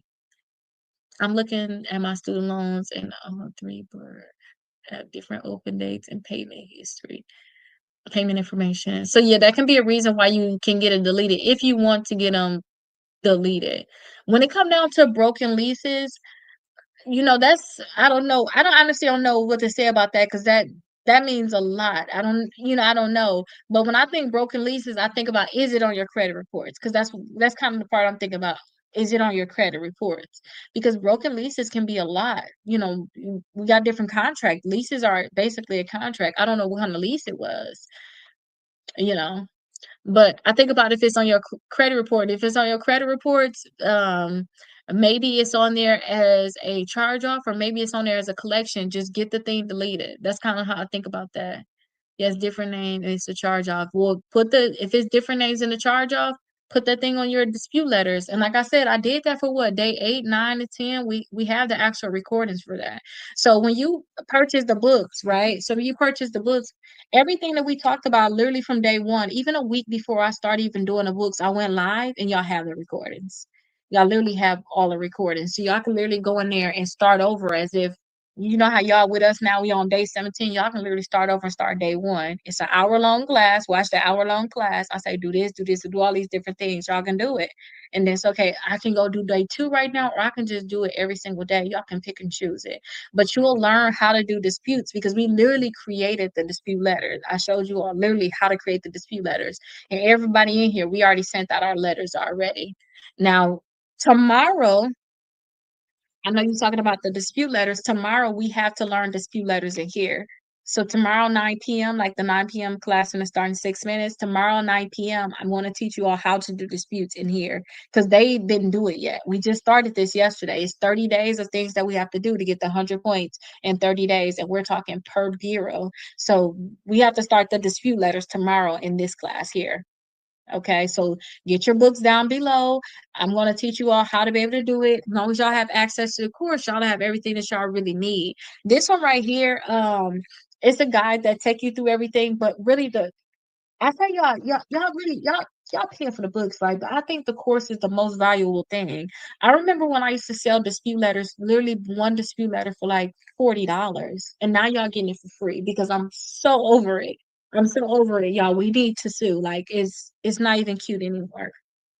And if y'all go out there, y'all will still be able to see it. But like what y'all really getting to me is all of the letters, getting all of the stuff. Y'all get all of the knowledge too on send this, send that. Somebody was saying they had different problems. Now I'm creating this, creating that. Like y'all literally have like over 30 different letters at this point in this course right now. And it's free. All you have to do is just get the books. It's really my way of giving back to you all. And somebody said, "Is there anything to be done?" Oh yeah, the count is squeaky clean. It's not a such thing as squeaky clean because these companies are not keeping their books clean. That's all this is. This is all their books. Think about it like that. It's not. They're not keeping it squeaky clean. Is it true that LVFU funding sues? Yes. They definitely sue. A lot of companies sue, like Midland, and I talked to you all about too how they'll have a file, like a thing that has like you see how I have this right here. They'll have like something that's like 5 to 10 times bigger than this, and they'll take it to the courthouse and they'll literally have everybody case saying, "Hey, we served all these people. We're going to sue them." All they doing is naming off people.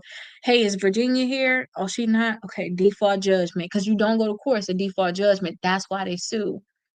"Hey, is the real Destiny here? Oh, she's here," which is rare. Okay, sit her to the side. Okay, wait here, ma'am. We got to go through the list and we'll call you up next. Okay. And what they're going to do is they're going to say, "Hey, do you know about this debt?" And you're going to most likely say, "Oh, yeah, I know about the debt. I was just having financial problems, because you're scared a lot of times. People scared. They ain't not trying to fight it. Like, yeah, I know about this debt, but I asked them for validation. I asked them for this. I never got anything on the debt. These are fraudulent company. I don't know why they suing me because they never set up kind of like how I'm trying to help y'all set up." So they'll have these people and they say, "Hey, get to the side." Once you get to the side, you're scared. I remember first talking on my first settlement when I sued the creditor, I was scared because the judge talking about some ma'am, because I guess they ain't see credit cases like that. He was like, "Ma'am, I want you to go and talk to all of the companies outside." And I'm like, "No, you need to handle this," not knowing that that's what it is. You're supposed to settle. But same way I'm telling y'all that we want to settle with them, in the negotiation for them. Like if you go to court with them and they sued you, the negotiation is how much money you gonna give us. When you take them to court, the negotiation switch. How much money are you going to give me LVMV funding? So that's why I say I want us to switch it around because all these companies sue, and all of us sue too. Okay, that's how our new thing is. We sue too, but we're gonna beat them to the suing process because we're gonna make sure that we got our ducks in order. I need this book. Yes, definitely get in. Follow along with us, y'all. I'm here every day, 7 to 9. Like literally, I do 2 classes of this. I do the 7 o'clock, and then I repeat everything for 7 o'clock and do it again for 9 o'clock, just to make sure for those people that didn't come in, or if y'all got questions or whatever, y'all here to ask me all of the questions y'all have. And if y'all have more questions, just continue to ask questions. Don't feel no type of way about it, because I try not to miss any questions. Like even like yesterday, I had so many questions, y'all. I stayed on until like 10:45. And I was like, I can't do this today. I'm gonna have to go through my questions faster or something, or talk less. But it's okay because I want to make sure I help. If you're gonna help, help. Like, you know what I mean? That's my thing. If you're really gonna help, help. Don't just say it. Like, just help. Like, tell me everything. Because even if I can't do it for you, or I can't help all of y'all, I really can't myself. I couldn't. My team, maybe we could try to help all of y'all. Because some of y'all just gonna be time wasters, if I can be honestly. Time wasters is the ones that know what they need to do, they just not gonna do it. Or I say, "Hey, give me this document," or "Hey, open up your credit reports," and I'm ready to do your stuff, and I can't get your credit reports. And then now you come to me 3 months later after I didn't ask you for a whole week for your credit reports. I'll say, "Okay, I'm ready. I got my credit reports open." it's not for everybody time, but if y'all come here and listen, when it become y'all time, at least y'all know what to do. Everybody got other stuff going on too. We just don't know. Everybody got different lives, different things going on too. So that's why I like this going here, coming here on live, and then too, like I told y'all, when I go to law school, I'm going to neglect y'all in the sense I can be like, hey, I talked about y'all, like I just said, I showed y'all how to do dispute letters on days 8, 9, and 10. I just feel like I don't need to talk about it no more now. But it is what it is. How about you? Yes. But no response. Yeah, I think I'm still 2 days behind in my inbox. I tried to do some of my messages, but it's really a lot of them, y'all. It's really a lot of them. And I told you I had my midterm. So I stayed on live until almost 11 o'clock. I told y'all I was going to stay up until midnight to make sure I send the courses out to everybody because I have to wait an hour after I go live. And then I had my midterm exam, and then I had to turn in my bankruptcy book today. My bankruptcy book was due yesterday. My homework is due on Thursday. It's actually due today, actually, my homework, but I like to have it done by Thursday. So I got the weekend to just kick it, do any extra work I'm missing. So I literally just been behind on everything. But I'm here. I'm here, y'all. I'm gonna answer it for sure. Okay. I'm gonna get to it, I promise. I'm so impressed. How did you get interested in this work? Because I had the problem. Like I got interested in anything. I had the problem and I had to fix it. And my daddy always said that I talk too much. So I'm just talking too much right now. I actually sued. I have like with this, okay, so let me say with this right here, I knew that I knew I needed to sue. I knew that. I had certain things I know I needed to sue. My brother passed away, and then on top of him passing away, I feel like the hospice place that he was at, they literally neglected him. So I was literally said I was supposed to work on his. I told myself too I was going to work on his lawsuit November and December, and I said, okay, I'm just going to finish up my school. I'll start working on his lawsuit, and I started working on his lawsuit in January. But then I knew too I had this collection. I have to sue for that. So I took classes on how to actually sue because I sued because I had these charge offs on my credit reports that I could not remove. Like they wasn't coming off, and I knew they were supposed to get removed, so I sued. And also too, I sued again, Midland. I just had a problem, and my thing is if I have a problem, I'm gonna go all the way to fix it. That's it. And going all the way, it taught me everything that I know now. And then too, when I was younger, what really got me into credit is because when I was younger, so I bought my first house when I was 23, and then the next year bought 4 more properties, and I was like, oh y'all, we can come together. We can all buy properties together. This can be a huge thing for our communities. I had this big, brilliant idea that we could all buy properties. And I was like, just imagine if we all put our credit together, or we all not even put our credit together, we just help each other for certain things. And then I realized everybody's credit was messed up. So I started helping people with their credit. I just started helping. I was like, you know what? Y'all can just meet me at the library because I don't know all y'all like that. Since people kept asking me for help or whatever. I was like, you know what? Just meet me at the library. I'll be up there for 2 hours. Y'all can come help me. I don't care who y'all is. I'll pull up y'all credit reports. I'll do dispute letters. I'll help y'all. Oh, my internet is going down. And he said, I hope y'all can still hear me. But I said, I'll just do the dispute letters for y'all and I'll help y'all. Whatever y'all got on your credit report, I'm going to help y'all get it removed. So I was doing the dispute letters, but accounts were coming off. Like, I learned about dispute letters because I was paying collections. I was paying these companies get it deleted, not realizing not to get it deleted. I thought it was going to get deleted, but it wasn't getting deleted. So I just started helping people with their credit. And then I had a baby and I was like, hey, listen, I can't go to the library. You know what? I'll just go live. I'll talk on Facebook. Just come to my Facebook page. I'll talk because they got this live thing on there. I go live. And then now everybody's just watching the videos and start like, help me, help me, help me. And then I kind of just been doing this for a while. And then I was just like, dude, it's sometimes these accounts won't come off. And on the dispute letters, we saying we gonna sue. And I found out that it was a guy in my state that was suing for inquiry, suing because he applied for a job and they did a background check without telling him it. And he was getting 60, 40, $100,000. I was like, oh my gosh, we got sued. So I actually just went through the process of suing. And then also too, I made the decision. I made the decision early on, like I'm gonna go to law school, but that died very quick because I didn't want to go back to school. But then I also said, you know what? At the around that time I did that Midland case, because I was literally trying to get this account deleted from my credit report, y'all. I felt like crap. But you gotta think about it. I was hormonal. I just had a baby. I'm like, dude, I don't even feel like I can call myself the credit lady because I can't even get this account deleted from my credit reports. Like, even though this is the only collection on my credit reports, I feel like crap. I really did feel like crap. So I was like, you know what? I gotta do this suing thing. I sued before, but I got in trouble for failure to state a claim. I didn't get in trouble, but they was like, hey, she didn't state a claim. So I was like, oh my gosh. But I just went through the process. I ended up having a settlement with Midland. I was like, okay, good. I'm out of there. That was in 2022. But then too, now it's like last year, going through the process of my brother, like literally in March last year, he made me his power of attorney because he ended up, he had cancer. So he ended up, they ended up had to revive him or whatever. I don't know. I want to say certain words on here. I had to revive him, and during this process too, a collection was added on my credit reports, which is public records. This is what I talked about in my complaints. A collection was added on my credit reports. I sent out dispute letters to get it removed, and last year I just could not get it. I'm like, what the? I was like, this cannot be real. But I'm getting other people's stuff. I'm like, dude, and it's like, girl. At this point, I'm already going to school. I just graduated my associate's degree in the fall of last year because I already made the decision I'm going to sue after I did. I mean, I'm going to go to law school to help y'all because I already knew. I'm telling y'all, do dispute letters. All this stuff is not gonna work like we think it is. It's like they're not gonna delete the stuff. So that's why I was like, you know what? I gotta just go to school. So that's what it was. I'm like, I gotta just go to school. So when the thing was happening with the where I had the collection get added, I was like, dude, I gotta go now. I gotta do this in federal court because Midland, they removed my case to federal court, y'all. And I'm pretty sure that I could have did other things, but I was like, dude, we gotta hurry and settle or something because I'm scared. I was scared, y'all. I was like, oh my gosh, I didn't know what to do. So I was like, I'm gonna go to school and take two classes. I took the two classes, like 2 weeks into the class, I put my lawsuit in October of last year. And that's why I was like, okay, now I'm gonna use all my notes to teach y'all how to do it because I already know y'all. The last two times I had collections on my credit reports, I know that y'all may have like feel like when y'all be in the 500s and 700s, you got a lot of accounts you need to get deleted. That's fine because y'all gonna see deletions here and there and over in these different places.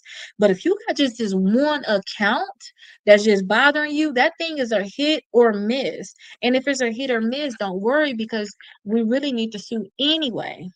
Anyway, so that's my mindset now. Like we need to sue anyway. So that's kind of how I kind of went through the whole journey of learning all the different things about suing. But I didn't realize that I've really been suing too for a while since my daughter was young. I never realized that.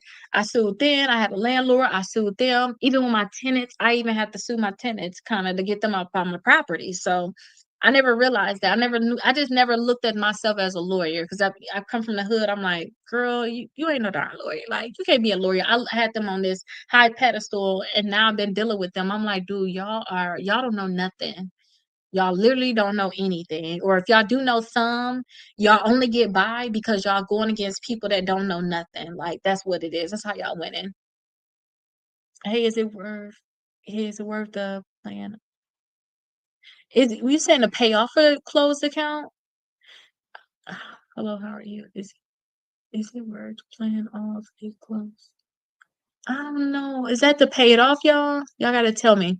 But I went over our time, y'all. So we are officially in our 9 o'clock class, y'all. So hopefully y'all got your credit reports because today we are talking about.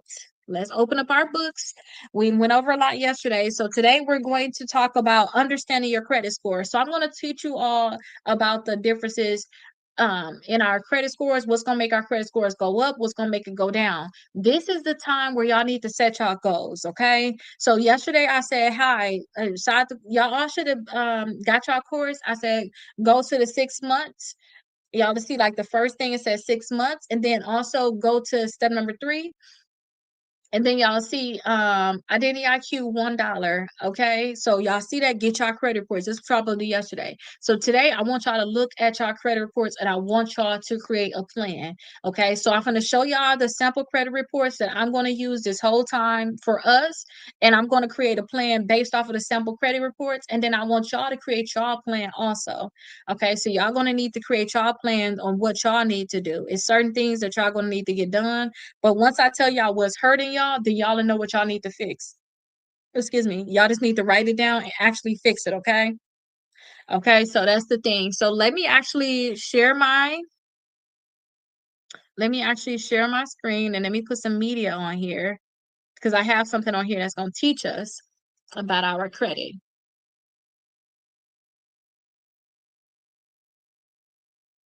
Well, I'm going to make sure I answer y'all questions. And two, I don't know what account is closed, so I'll have to see if it's worth paying it out. But I just don't want to pay on no account that's closed, period. I really don't. But I guess it will really just depend on the account. I would have to see the account. And then two, I'm here to help you with your credit here. Just make sure you have your books and follow along. And then two, y'all have the option to do the 6 months of letter and get inside the membership. And then we can talk there. You can literally get on my schedule at any time. And then you can schedule it yourself too. Okay, so you'll schedule it yourself, and as long as you're a member, my assistant won't take you off my schedule. Okay, so this is right here. This is what our credit scores are made up of. So 35% of our credit score is made up of our payment history. So that's you paying your bills on time, you not having any late payments. That's going to really help your credit score the most. So if you have late payments, we have to send a Goodwill letter to get that stuff removed from your credit reports. Okay, so that's what you're going to have to do. So in the class that I just got done with, class 7 and 8, that's literally what we talked about today. Y'all have that already for free. I believe it's in sections 1 through 10. It's inside of the one that say like the 60 points in 60 days PDF or the Word. Y'all will be able to get the Goodwill letter. So that's where it's at. So again, this is 35% of your credit score. So we don't want to have any late payments on your credit reports at all, period. No late payments. So we got to remove that. And then all of your accounts that you have now, one of the things you're going to have to do is all of your accounts, you need to set them up on auto pay. Sometimes y'all try to go in there and say, oh, I'm going to pay it on my due date, all this stuff. No, put it on auto pay for the minimum balance. That way you'll never have to have this happen. And always make sure that you keep money in your account. I remember it was times too where I didn't have money to keep in my account, and that's the reason why auto pay just it didn't matter. I was gonna have late payments. So keep money in your account. That's some people are going through certain things. They say, I don't want to go through the credit process because I'm going through something. Okay, well, just try to keep the money in your account for the minimum payment. And then also too, just make sure that you are checking to make sure everything is being paid. You don't want to have any late payments because that's 35% of your credit score. Okay. And then your amount owed. Think about this as your utilization. So I told y'all yesterday, I'm gonna want y'all to have 4 credit cards. With these 4 credit cards, I want y'all to keep the utilization low. So I want y'all to have a utilization at 5% or less. That's gonna get y'all credit score up the highest. That's how y'all credit score gonna stay high. So some of y'all may have utilization of 80%, 60%, 40%. Everybody got the differences. If you can't get it down to 5%, just set a goal and say, hey, I'm at 60 right now. Within the next 30 days, can I at least get it down to 50? Can I get it down to 40? Do as much as you can, but don't stress yourself either. Don't stress yourself because I'm gonna try to teach you how to have other ways to getting this down too. We're gonna go through the full process, okay? So I'm gonna teach you all how to be able to do this too. So again, amounts owed, think about that as your utilization. How much you own your credit cards compared to how much your total limits is, okay? Now, credit mix. I told you I want y'all to have 4 credit cards and 2 installment accounts. Okay, and if you already have a mortgage, that's helping y'all even more. So 10% of our credit is just having an actual mixture. Y'all don't want to just have 1 credit card or 2 credit cards and that's it. That's not a mixture. They want to know if you can handle different accounts. That's why they want a mixture for you. Okay, and then your credit history. Y'all know how I'm telling y'all how these 4 credit cards. I wish I could have those 4 credit cards open for a long time. Somebody in the last class was saying, hey, I'm at 714, how am I get to 800s? And I said, hey, you need to have your accounts open for a long time because your credit history has 15% of your credit score. So if you only got newer accounts, then you basically missing a whole 15% here. Think about it like that. You already got new accounts. You ain't really got no history. Think about like me. I said, oh, I've been doing credit for 10 years. My experience with 10 years may be better than someone else that has 1 year. But I say may because we just don't ever know, because even somebody had 10 years of credit, it could be 10 years of bad credit. You don't know. But they could have 10 years of credit, and with you with new credit for 1 year, it could have been on good credit. But still, you want to have credit history, but you want to have good credit history. So you want your accounts to stay open for a long time. So I say, hey, try to see if you can get your accounts to stay open for as long as you can, basically. So if you have a credit card and you know you're not using it, make sure that you are using it every 6 months. You have to use every 6 months so that they don't close it due to inactivity. And then new credit, think about these as your inquiries. I said I want y'all to have 5 inquiries or less. So these are the things that we're going to have to do. So again, y'all write this list down because it's everything that y'all going to have to do. Put on here, y'all need to have no late payments. So if you got late payments, that's something you need to work on. This was going, if we work on every single thing, and each of them, if this one give us 20%, this one give us 20%, this one give us 20, this one give us 20, that give us 20. So we think about it like it's a whole pie. Like you're not just like, oh, I do got late payments, so I'm gonna work on. If you think about it, you're getting 20% for each or 20 points from each, you're gonna have 100 points. That's how you're gonna win.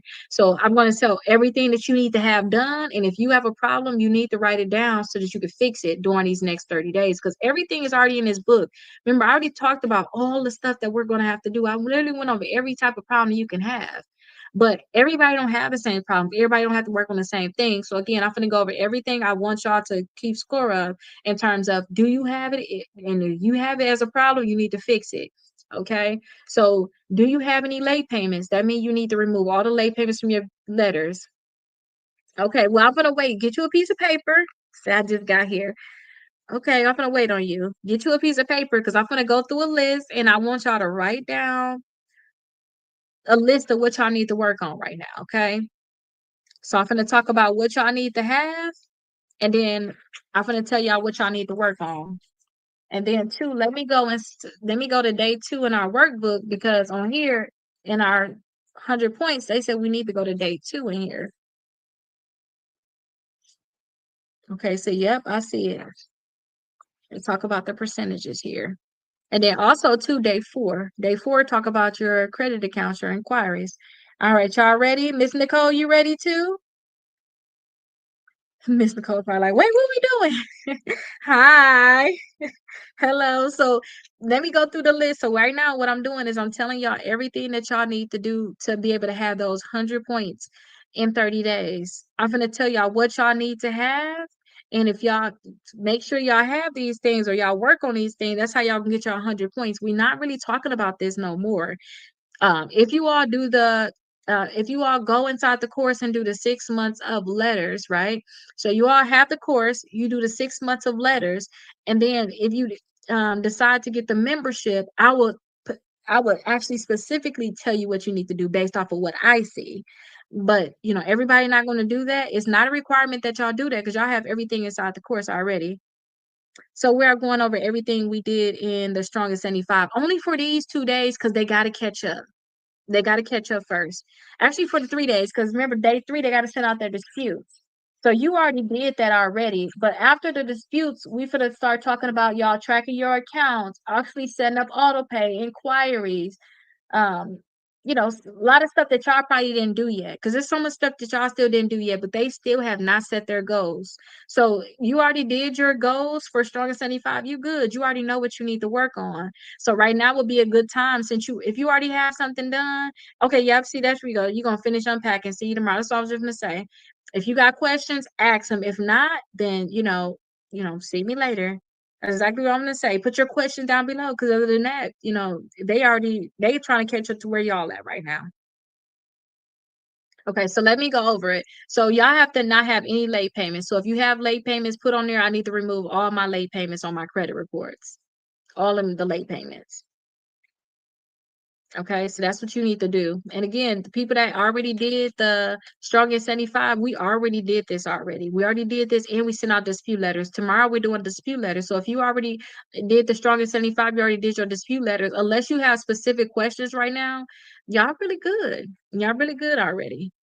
Y'all will catch up, I think, on day four or something like that. Yeah, day four. Then we kind of be on, even playing field. Okay.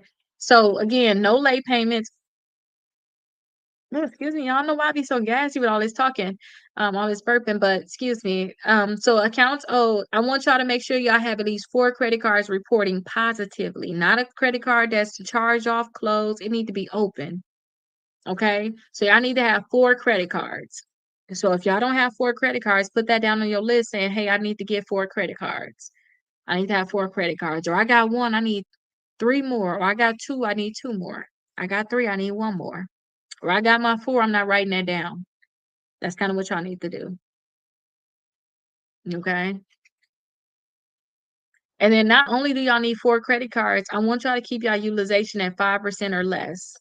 But I said too, do y'all best. Some of y'all, saying y'all gonna bring the balance down to 5% and all y'all credits maxed out. That's not it.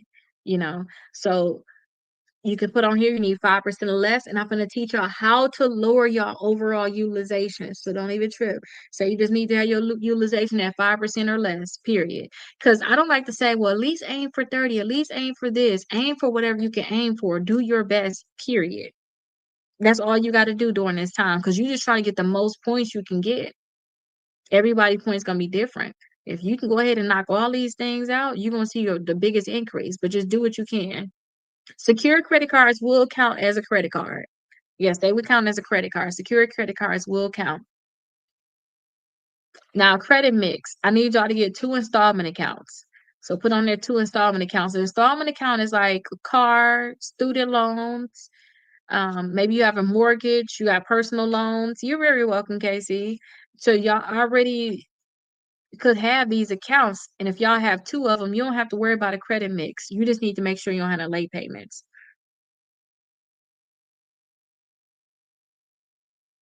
I don't know what the lib. I don't know what that means. If your car is paid off, it's not reporting anymore. You kind of need to have something reporting right now. We trying to get the points for it. It already did what it need to do. Your car reporting help with your history, because now you got some older accounts that it's paid off because you're not paying on it anymore. Okay, I'm gonna answer these quickly. I have an account with codes that does that count. If it's a credit card, yes, it counts. I got a decent score, but my report is horrible, probably. Yes, the repo got to go and a couple of junk debts. Yeah, all that stuff just got to go. I want to house before the car. Okay, you have a mortgage. That's good. Okay, you're welcome. You're welcome. So 2 installment accounts and then your credit history. If y'all have accounts right now, don't try to close them. Some people like, you know what? I don't even want this account. I'm not gonna close it. As long as it don't have no crazy annual fee. Y'all know how some of them accounts have like maintenance fees. They charge you $8 a month, 8.25 or something. Y'all know them accounts.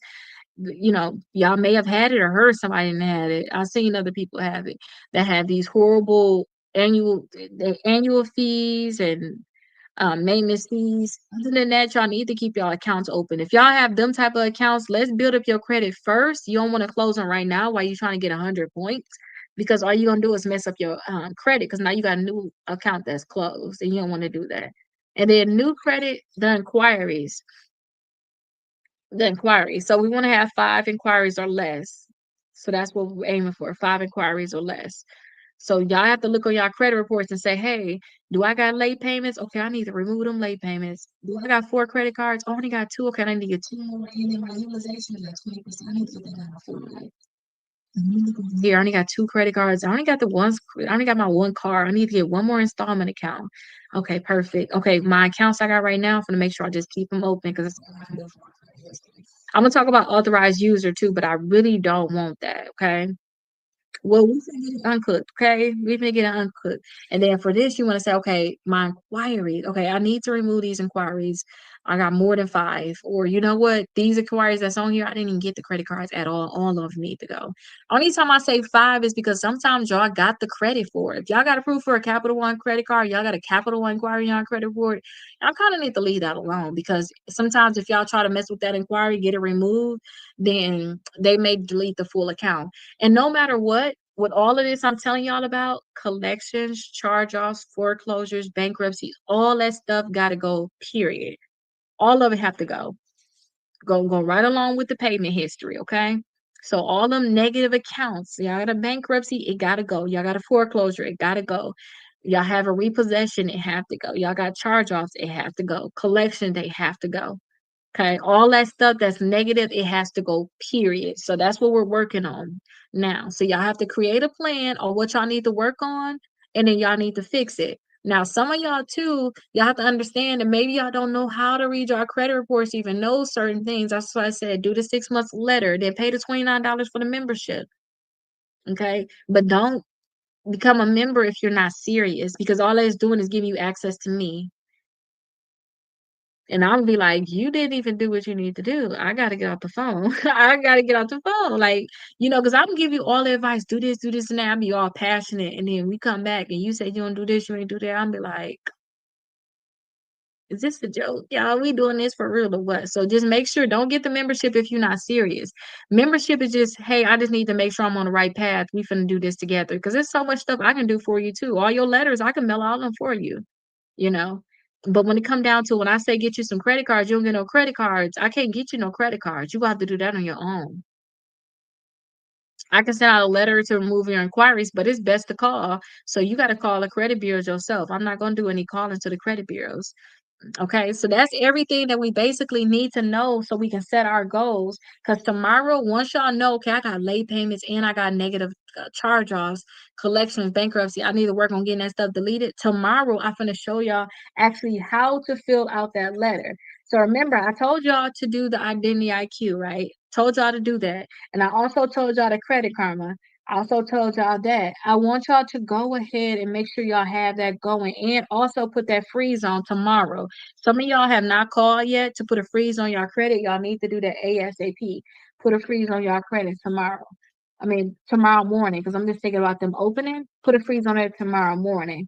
And then also tomorrow, 9 p.m., we're going to talk about actually starting the disputes on our account, because I want y'all to have some deletions. I want y'all to be able to have like your accounts actually getting deleted from your credit reports. Okay. So like I want y'all to be able to see like, okay, these accounts get deleted. You only going to see stuff like that when you actually do your dispute letters. Okay. So you freezing all three credit bureaus, Nicole. All you gotta do is call the credit bureaus and say, hey, I want to put a freeze on my credit report. That's it. And then that's all you got to do is call them. I like to do it that way. People are like, I'll be going along. Da, da, da, da. I like to just call them and tell them to put a freeze on there.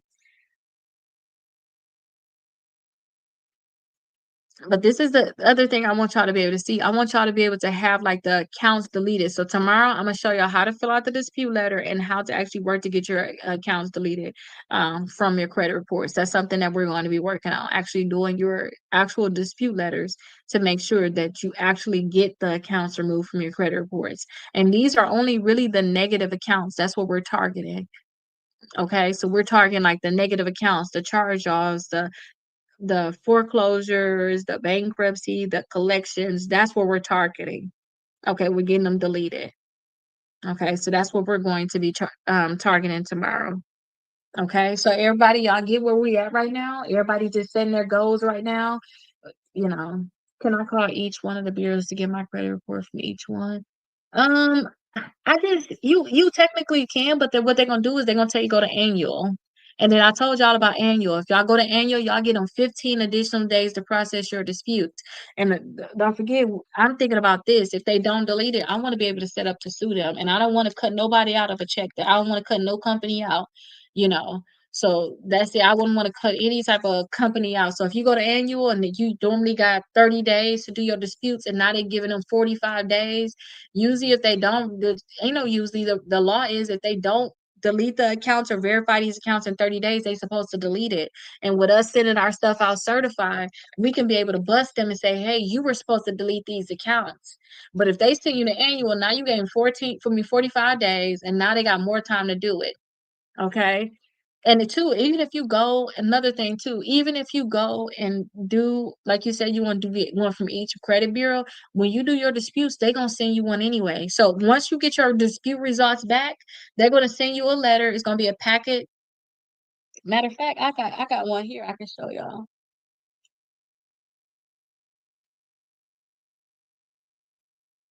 Yeah, like this. So this is what it's gonna look like. So this is TransUnion right here. So TransUnion gonna send you an envelope of your actual credit reports, right? This is so you know I wouldn't call them. I do my disputes first. You especially using the easy method. So this will be what the credit. This is what it's gonna look like here. So this is basically going to be your credit report here. So you can see this is gonna be your credit report anyway. They're gonna send it to you with your dispute results.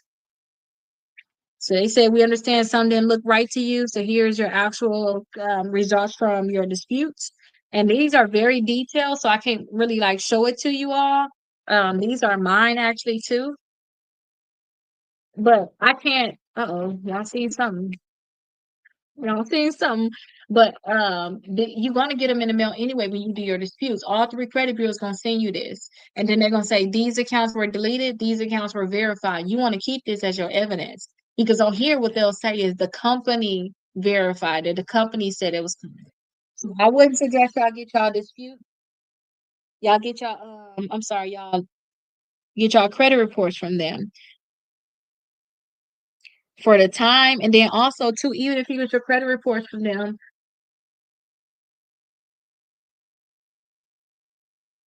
So this is where I told y'all for the this is where I told y'all for the reports. Let me actually share this.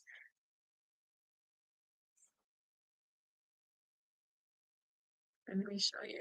So remember yesterday, y'all, I told y'all to go into the 6 months, number 3, right? Remember I told y'all that? Because this is how they're gonna come out. Okay. So I said, hey, y'all know what my name is, right? I said, y'all know what my name is, and this is it here, right? The 6 months, $1, all 3 7-day scores and reports.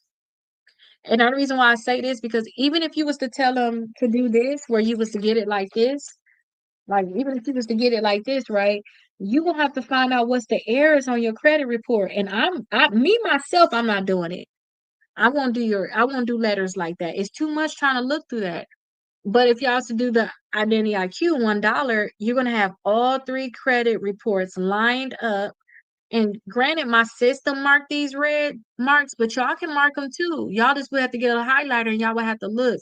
Y'all have to literally go line by line and see if there's any differences. Y'all have to look. And then two, if y'all do the 6 months, y'all can actually get this for free too. And the 6 months is basically saying do an identity IQ. That's what that is. It just tell you to do that. Okay. Y'all remember the 6 months I was telling y'all about? I was like, okay, I want to get here, y'all, and this is where I'm at now. This is my goal. I want to be here by August before I go to law school. I would love to be here, and this is where I'm at now, right? Remember that? Remember I was telling y'all about that?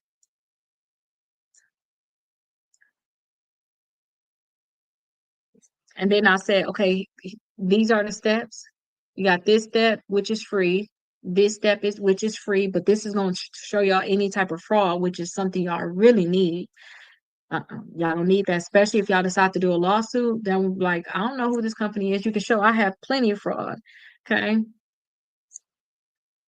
So my name, you remember my name, so you do that, and then at the top, just click.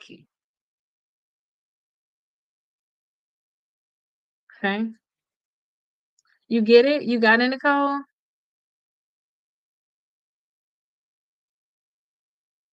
Okay, no matter where you at. Oh, you know what? My daughter put this together years ago. It really is. Here, let me just double check, y'all. I'm sorry, I'm off track, but I just want to know. I gotta look and see. Yeah, she did. She put this together years ago for me. And our goal was we're gonna put every account on here so y'all can be able to match up y'all accounts and see that I once got it deleted or late payments updated. So it is here. Wow. Okay. So y'all could be able to see all the accounts. I'm gonna make sure she finished updating that too, so we can have proof and evidence for all of the accounts that we once got deleted. Okay. Next, we got to show lawsuits. Now, forget getting the account deleted. Okay, I'm off track, y'all. So y'all know where it's at, right? So again, this is something that's free. Number one, because what you're gonna get is you're gonna get the six. Okay, y'all can get the 6 months of dispute letters, and y'all finna get y'all report. Y'all report is gonna look like this. I'm gonna send y'all report this way. Uh-oh, my system don't like when I go live like this. Too much, like they don't like that. But they're gonna send a report. You're gonna get your report like this too. Okay, and then when y'all do this too, I'm gonna show y'all can actually join a membership. So y'all, again, this one is free. This for y'all fraud is free too. It's a free one, so y'all can cancel after before the 14 days. And then this the one that's $1 for 7 days. So all three reports and scores for literally $1. Y'all need to have this by tomorrow. And then two, the application so that we can do the 6 months for y'all to do the 6 months of letters. And then two, you have to just call. And then when you call, what you can say is, hey, I want to join a membership, or you know what, just send me the 6 months of letters. You know, the membership will mail out all the letters for you. You'll get the option where monthly calls with me. So we'll do all your disputes for you. And we got ongoing support and resources and unlimited access to dispute letters, period. So no matter what your situation is, we're gonna create them. Kind of like how y'all are saying that, like now, I got this going on, that going on. I'm like, okay, I'm putting it in the course. Y'all just have direct access so I can look at it. You know, that's what it is. So yeah, y'all have access to this. So literally y'all be out of $1 and y'all get 6 months of letters. Then y'all can say, you know what, let me join the membership. Instead of y'all paying $100 for the membership and then $29 per month, y'all literally just gonna pay the $29 per month and then be in a membership. That's what it is. Okay. So you send you'll have your reports. I say the dollar, because then you're gonna get this right here and everything is lined up. So tomorrow when I teach y'all how to do disputes, I have to get this thing off my finger. Tomorrow, when I teach y'all how to do disputes, I'm going to teach y'all how to find errors. And the reason why accounts are able to get removed from our credit reports is because they're not 100% accurate or 100% complete, meaning they're missing information. So if you look right here, if we look at this account, the monthly payment is different on this bureau. But if y'all have separate PDFs, it's going to be so hard for y'all to compare it. But if y'all look at it like this, y'all can easily see it better. You know, instead of going, okay, look on this document. Let me look over here. What they got over. That's too much work. I did that before when I was younger. Now I look back on it, like when I found this and they got the dollar trial now, and you can literally cancel ahead of time before the 7 days if you wanted to. I like this now because you can just literally line it up. And then my system actually create the red mark so you'll know. You can literally go down the list, you know. I love this little, yes, for sure. Other ones trying to compare it, I'll be like, oh my gosh. And I told y'all attorney when he look at my reports when I gave it to him like that. He like, I'm not doing that. Show me the actual part. Show me the actual accounts. But again, monthly payment different, the date open different, the balance is different, the high credit is different, even the past due amount. One bureau say $25, this one say 57 and 57. Okay. The last day they reported on different days. The payment status, this one say 60 days late, these say 30. That's why I say I love this right here. Oh, I know what you was talking about. That's the one that's a hot mess. Because remember, I said y'all have the right. Y'all have the right for this. Y'all do. Y'all have the right for this. Y'all have the right for this. And it's free. But I would rather pay the dollar. $1, and that's the best dollar you're gonna ever spend because even looking at them, comparing them, and then their formats, you gotta learn how to read. You know, like reading a credit report, you know, it's something you're gonna have to learn. You know what I mean? It's supposed to be an automatic deletion D3, but they're not doing it. That's why we suing them. If they don't delete it, it's gonna be an automatic deletion for us because we're gonna sue them. But yeah, it is a headache because you're gonna have to look, okay, let me look and see if the high credit is different on the 30 bureaus. And you looking over here, okay, this is TransUnion. Okay, my Equifax, they say this, my Experian. That's too much. That's too much. That's why I say just pay the dollar, y'all. Seriously. Pay the dollar because it's gonna line it all up just like this. And when y'all do y'all dispute letter, what y'all want to put in y'all letter is everything that is wrong with the account. And then you're gonna say, hey, you got all these errors, it's not 100% accurate. You're required to remove this from my credit report. And then you're gonna go down to all of the accounts on here. So it don't matter what the account is, you're gonna find the errors, you're gonna tell them that they're supposed to remove it, and then have them remove the accounts from the credit reports. And if they don't remove it and we still see inaccuracies like this, and we know that we're supposed to have 100% accurate credit report, and then they're not sending us the correct documents, that's the reason why we're going as far as to suing now. Because it's like this was supposed to be accurate on my credit report and it was not. That's what I did with my charge-offs. Remember I said I had the $40,000 worth of debt I did not pay? I went down the list with my charge-offs and I said, hey, this is wrong, that's wrong. Y'all supposed to delete it. They did not delete it, and I actually took them to court. Okay. Yes, if y'all want to stay a member though of mine, I really want y'all to keep it open so I can always see our reports. We need to see our reports every 30 days. Because guess what? They're gonna send the reports in the mail, but I want y'all to come here because y'all can pull it up. Y'all next month, y'all to be able to see, oh, they didn't even change this. Y'all gonna realize they like they said it's verified, but it's still wrong, and it's still wrong.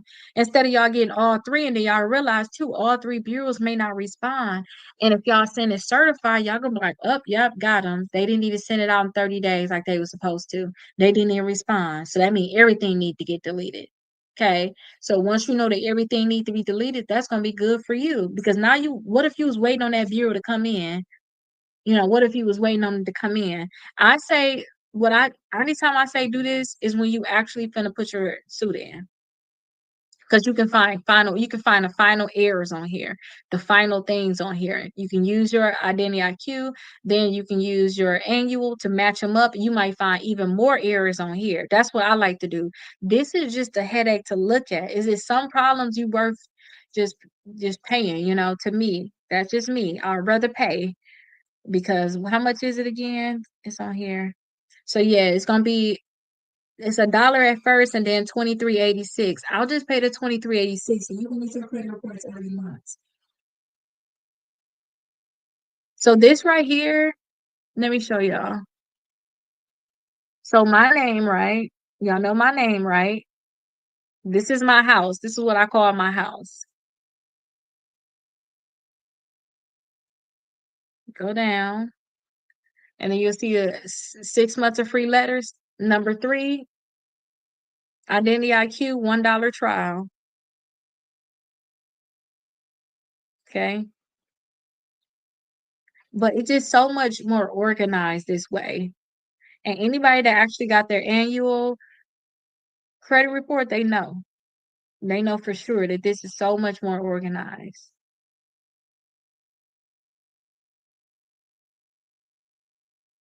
So I'm gonna teach y'all how to use all of these little red lines on here, all these areas. I'm gonna teach y'all how to highlight your own. Y'all don't necessarily have to have us pull into the system and create this for you.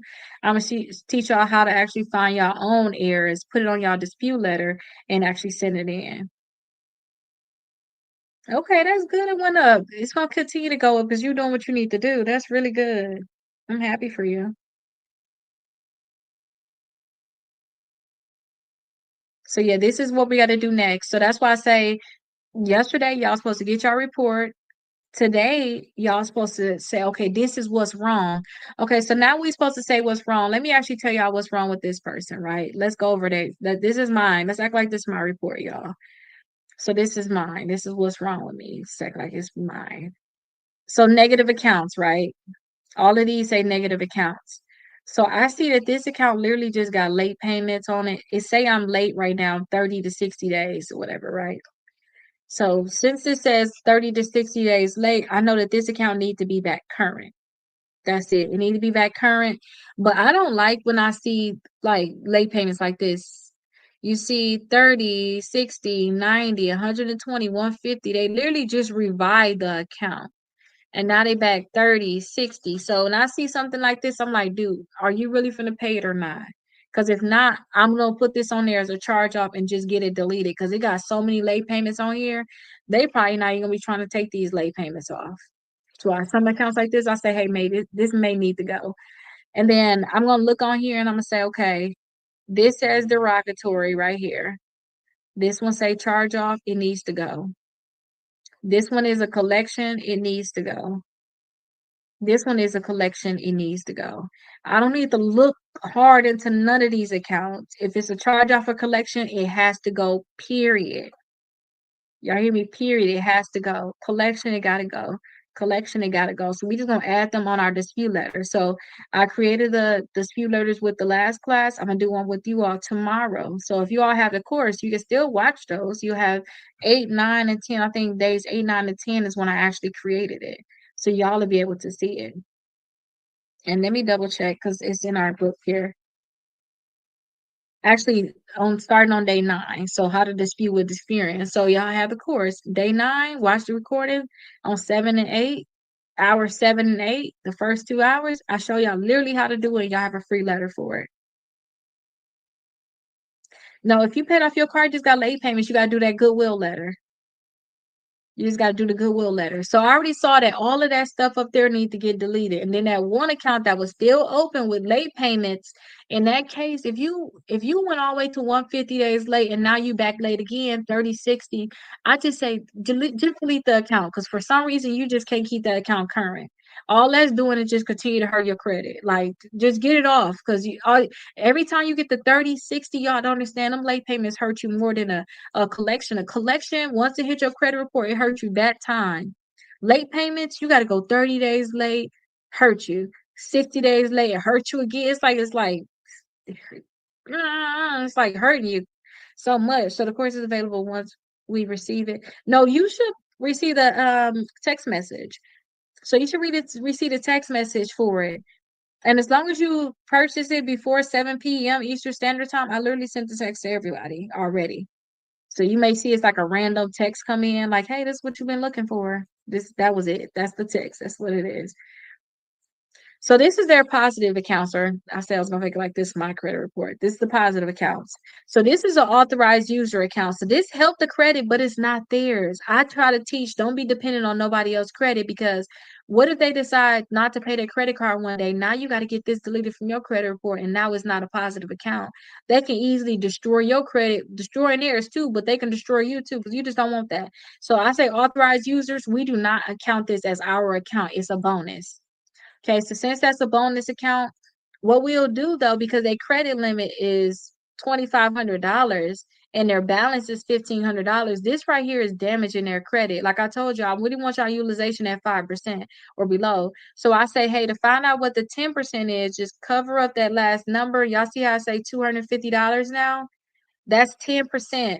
And I say cut that in half, cut the 250 in half. That's gonna be 125. That's really what they need to have it at. So since they got it at 1,500, that make you have high utilization and you don't even have no other credit cards to cover this. Do y'all get what I'm saying? The point that they got high utilization, now you got it too. So now this is messing up the 30% of your credit score. Okay, so this is something where it's like, dude, you thought that this was helping you, but now it's hurting you so much. You need to hurry up and get you some high limit credit cards to help cover this at this point. Because when this was supposed to help you, it's not. So if y'all gonna become an authorized user, which we're gonna talk about later, become an authorized user, somebody that's not using a credit card. They using more than 50% of it too. Y'all get what I'm saying? They using too much of their credit card, so that's hurting you. So we're not gonna count that as their credit card. Okay, this one said it was terminated but open, so I don't know what's going on with this count. Let's see what's the payment history. This is from September 2020. Is that where that's what this is at? This is an old report anyway of somebody. So it's still reporting okay. I don't know what's going on with this account. It say open, then it says terminated, it says current. It's still good, you know, it's still good. As long as it don't have any late payments on it, which it doesn't, we good. It don't say charge off, we good. How do you get high limit credit cards if their credit is not good? Because what we're gonna do is I'm gonna teach y'all how to catfish a little bit. Catfish. So we're gonna try to remove as many negative accounts as we can, and then we're gonna look on the credit bureau. We're gonna say which one of these are the best credit bureaus, and then like say if we're gonna choose this one, like Equifax is your best one, then we're gonna make sure that we only pick credit cards that's going to approve you based off of your Equifax credit report, because they're gonna just look at Equifax, and then they all gonna report on all three.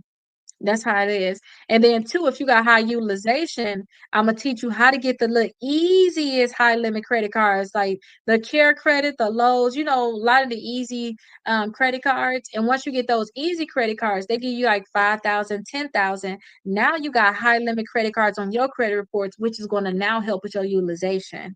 So once your utilization go down, they're gonna think, oh yeah, she got a few maxed out credit cards, but her overall utilization is low. I'll give her a credit card. So that's what I call catfishing, because you looked at that bureau. You didn't look over here. You didn't look over there. You looked on this bureau. Yes, I do that all the time. I don't know where I learned that from. Everything I'm teaching y'all now, I learned.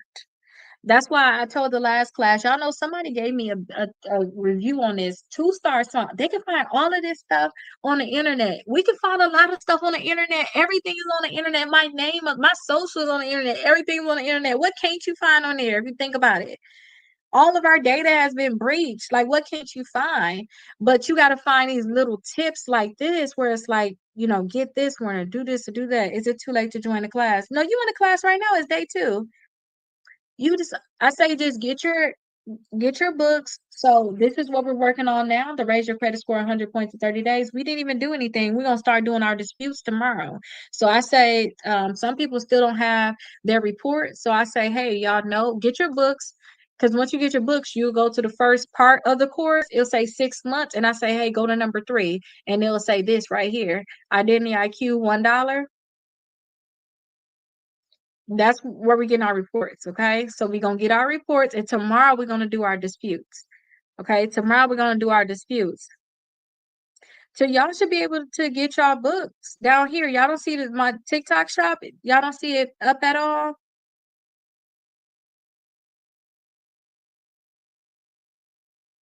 Okay, let me see.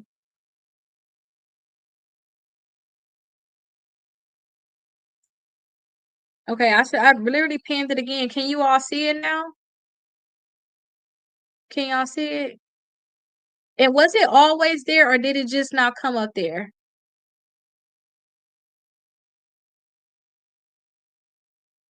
Like, did it just now come up, or was it always there? It's been on the screen like that. It just came back. Y'all probably exited out. It's been there for y'all. Okay, because I thought I made a. Oh, you just came back. Okay. So yeah, we only on day 2 right now. So okay, so y'all may see it. Yeah. Okay, so yeah, just get y'all books, and then once y'all get y'all books, I'm sending y'all access to the course tonight. Get inside the course, and then y'all to see 6 months free letters, and then number 3, because this is how you're gonna get free letters done for you. All you have to do is do these different steps. Now, this is not the steps because I done changed it. This still say you got to do this part, but you don't have to do this. The steps have actually changed. So like this is what the steps are really gonna look like. This will be step number 1. Oh my gosh, they don't like this green, do they? Keep blacking it out. This is step number 1 right here. So y'all see what step number 1 is, which is free. Step number 2, y'all really need this for the fraud. But step number 2, which is free, y'all just, if y'all want to cancel before that time. And then 2, it's a lot of people selling your information. Go in here and before y'all 14, tell them to cancel all of that stuff. Like cancel, like not cancel it, but tell them to stop selling it. So that's why I say go through this step. And y'all remember where my house is at. I call it my house. Rakita is my name, right? So y'all know where my house is at.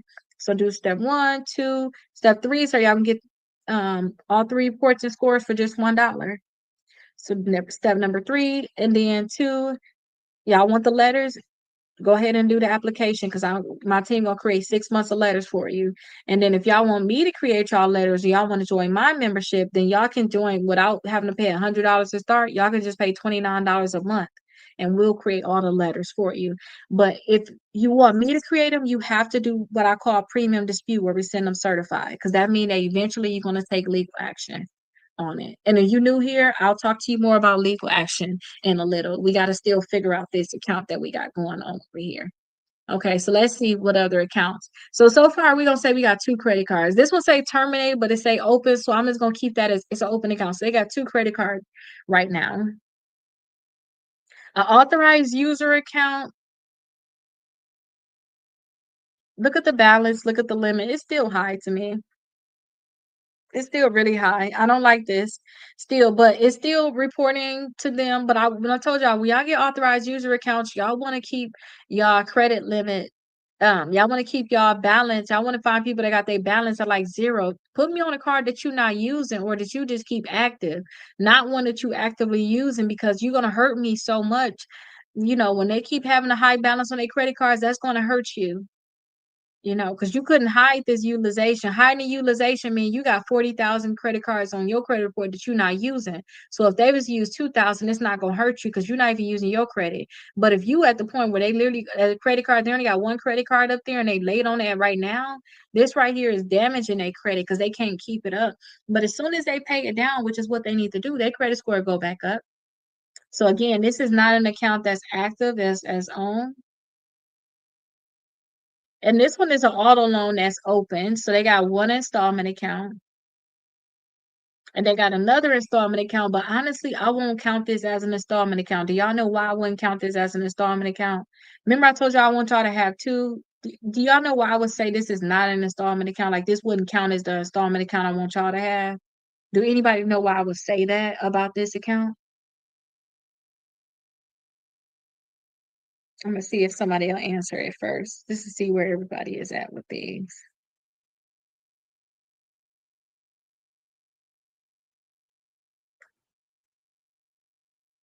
Okay, let's see. Going once. Oh, thank you, Casey. No, sweetie, why? Thank you so much, Casey. Like, no, Keita, no. If you buy a computer on installment, is that good? This is the key. This is what it is. It got to just report to all three. If it's only reporting on one bureau, it's not helping the other two. So we're not going to count it. We needed to report to all three. This is only helping TransUnion. And again, we trying to make all three of our scores the best. So that's what my method is. Like with this one on to be on TransUnion, I just feel like we can't count it. We need to help all three. So this one I just wasn't counting. Okay, it's here. It's like to me, I think of it as an authorized user. It's a bonus. Okay, that one is a bonus. It's only over here. Now, if this was reporting on all three, that'd be good, but it's not. So I will say, hey, you need to get two more installment accounts. And look, they only reporting over here to TransUnion. I don't know what they got going on with that. This one says paid, revolving is paid, it's current, but it's closed, so we can't count that. And that's all their accounts. So they need to get two installment accounts. I think we said they got two credit cards. The authorized user cards do not count because we need to be independent. We don't need to be dependent on nobody. So yeah, that's authorized user. This one says terminated but open. It's not reporting on this bureau, but it's still 2 out of 3. I would still kind of count it. But still, I want to know all three credit bureaus, y'all. We want to know all three credit bureaus. We really do. So I would say they only really got that one. Let's say they've got that one credit card right now. They got a whole bunch of negative accounts that need to get deleted, and they don't have any installment accounts.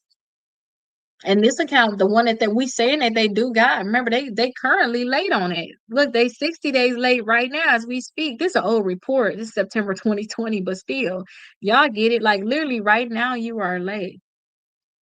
Yeah, child support report. I had got that removed plenty of times. You can get the child support removed from your credit reports. They do report.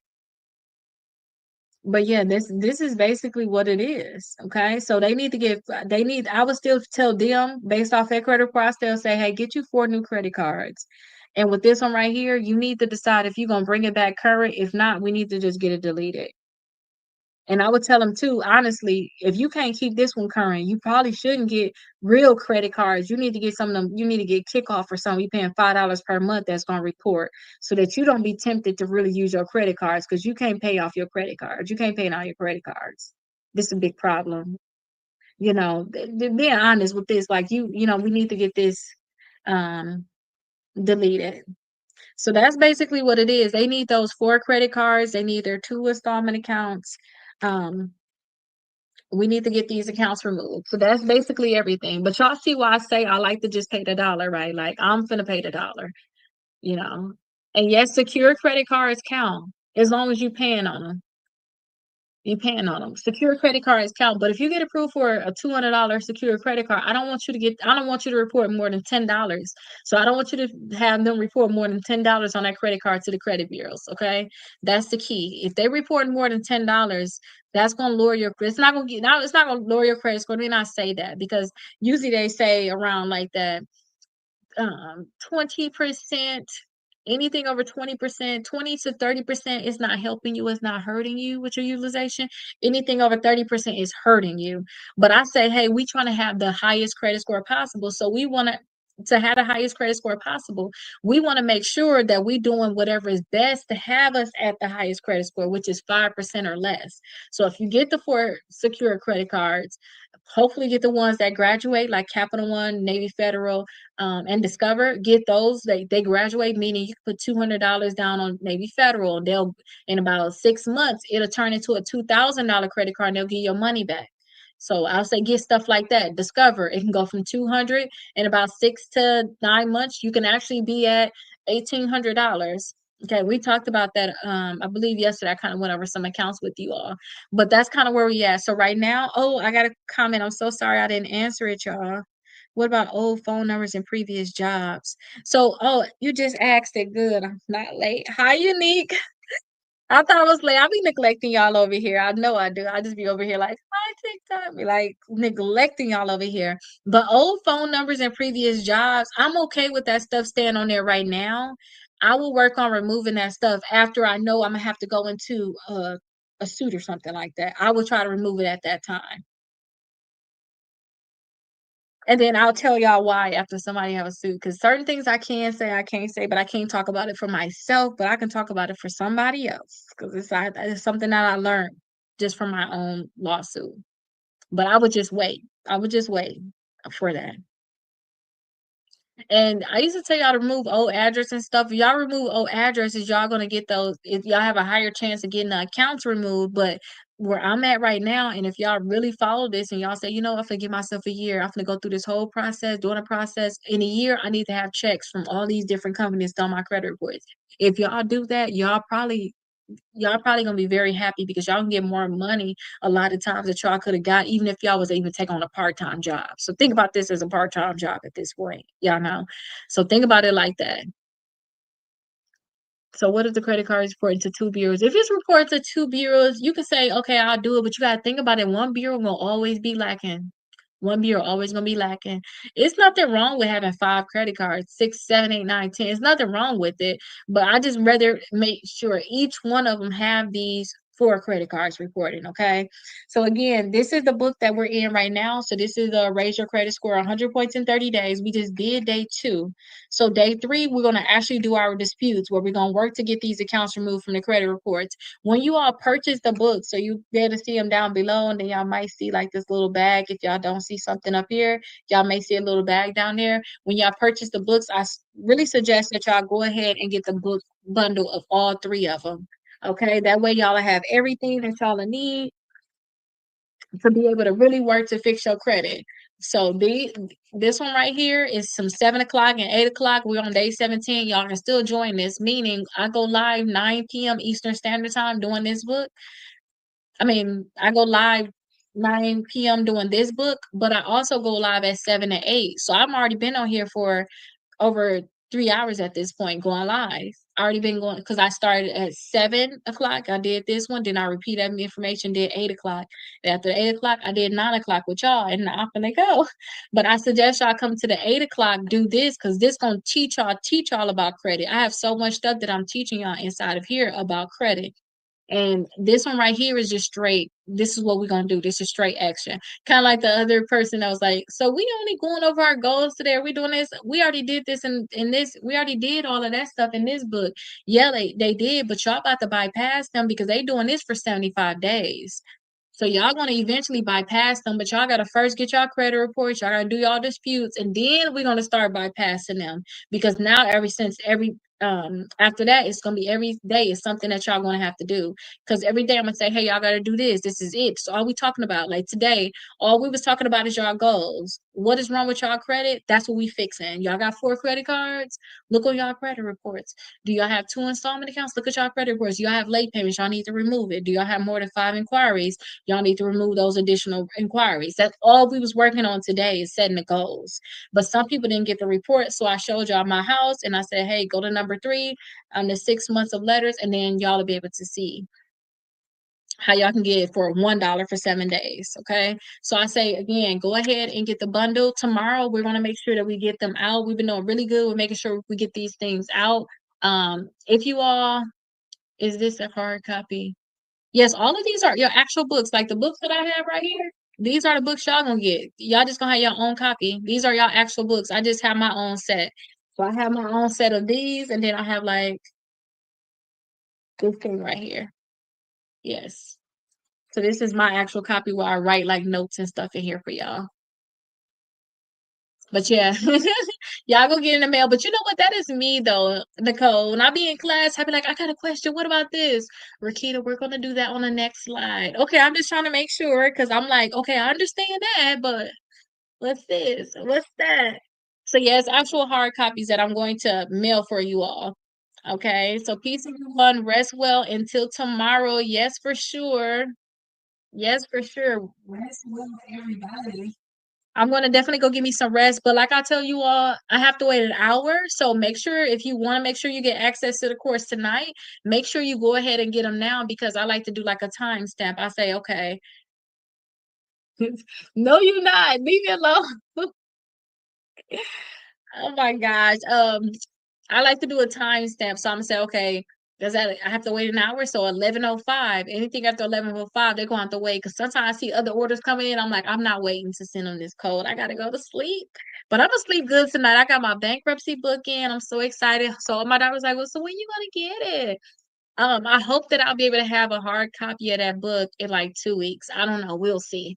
Hopefully I'll have a batch of those. Hopefully y'all will be able to see them up in the course. But I got that book in, which I'm so happy about. I got my midterm exam done today. So I'm up to date with all my homework.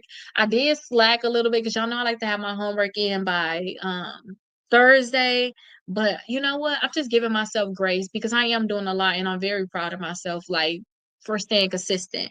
Now these last 2 days I've been coming live. I've been on at like 7:03, 7:04. So like, girl, you cutting it close. Now you getting too comfortable.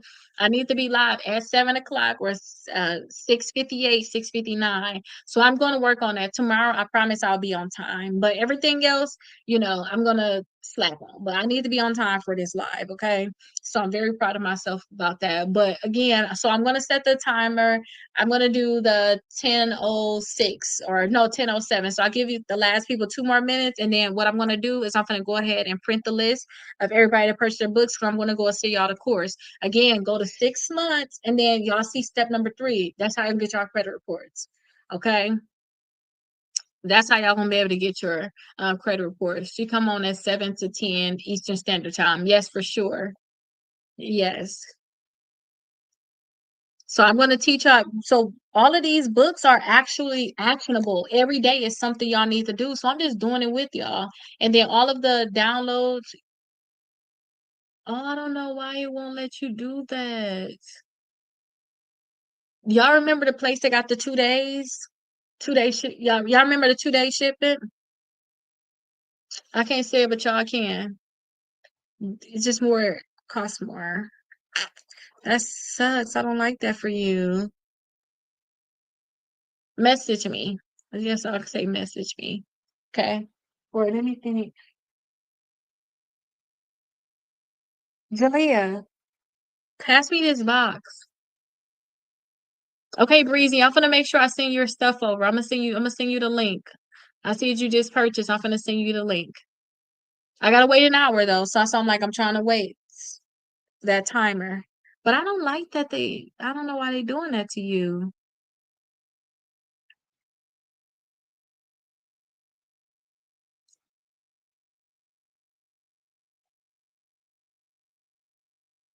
Yeah, I don't like that at all that they doing that.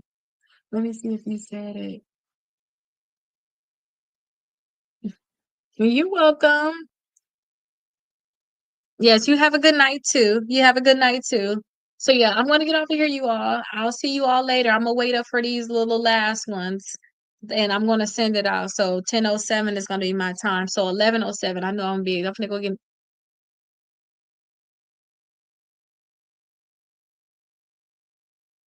Oh, notice is unclear.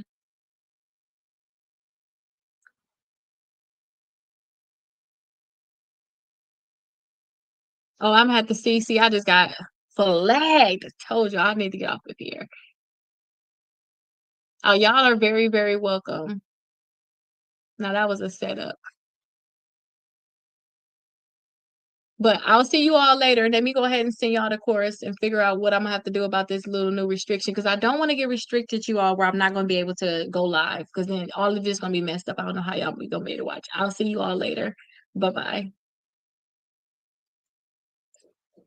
Dang, Jalea. I knew I shouldn't have said that. Fake engagement.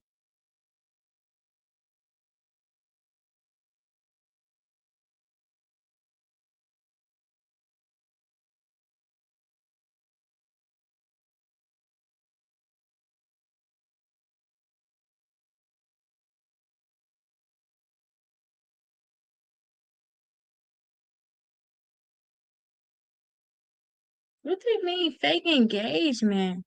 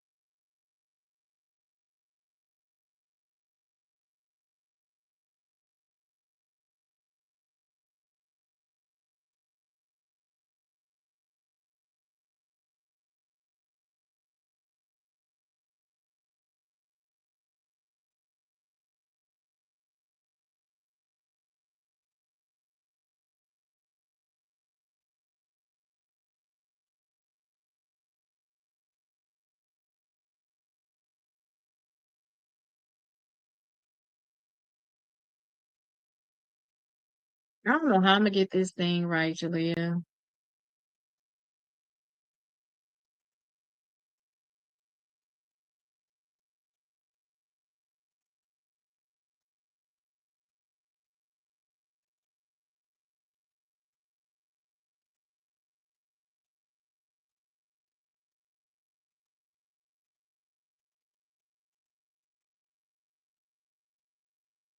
Who is that? You heard what I said? I just got flagged for fake engagement. Fake engagement.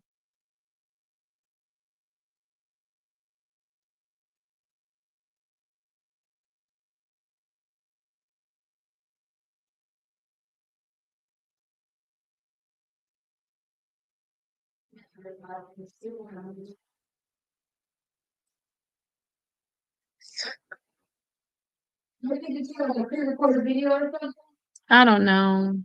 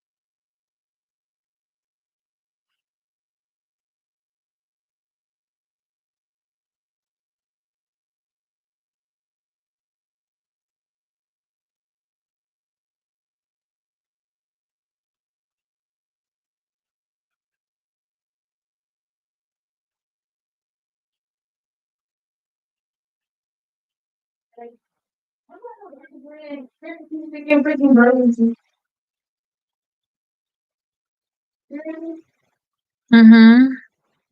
Everybody said, "Well, they can click on it on they just push it out the door, but the city get over for Thanksgiving."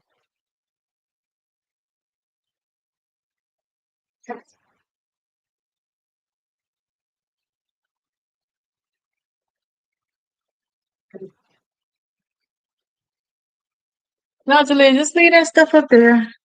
We'll do it tomorrow. You said you were gonna do it tomorrow anyway. Just do it tomorrow. I was making sure I was accepting.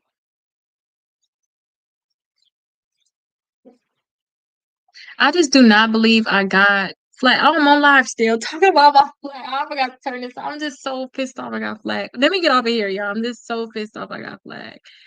All right, y'all. Let me get off of here. I forgot to turn y'all off. I'll see you all later. Oh, and don't forget too. So y'all clearly can see how everything is with the flag. Like I don't even know what it is, y'all. Y'all can always get the stuff on Amazon. I was trying to figure out why I got flagged on here, but it is what it is. I'm gonna have to figure it out. I just do not want to. I was looking at my score. It looked like if I keep doing it that way, they're gonna have to just come over here. But over there, I have like 400 viewers, and y'all can see it's only two of them over here. So I would rather continuously do it over there. But it is what it is. I would definitely see you all later. Let me continue to figure out what this thing is. But I'm like, hold on, why did they say I'm still on here? Still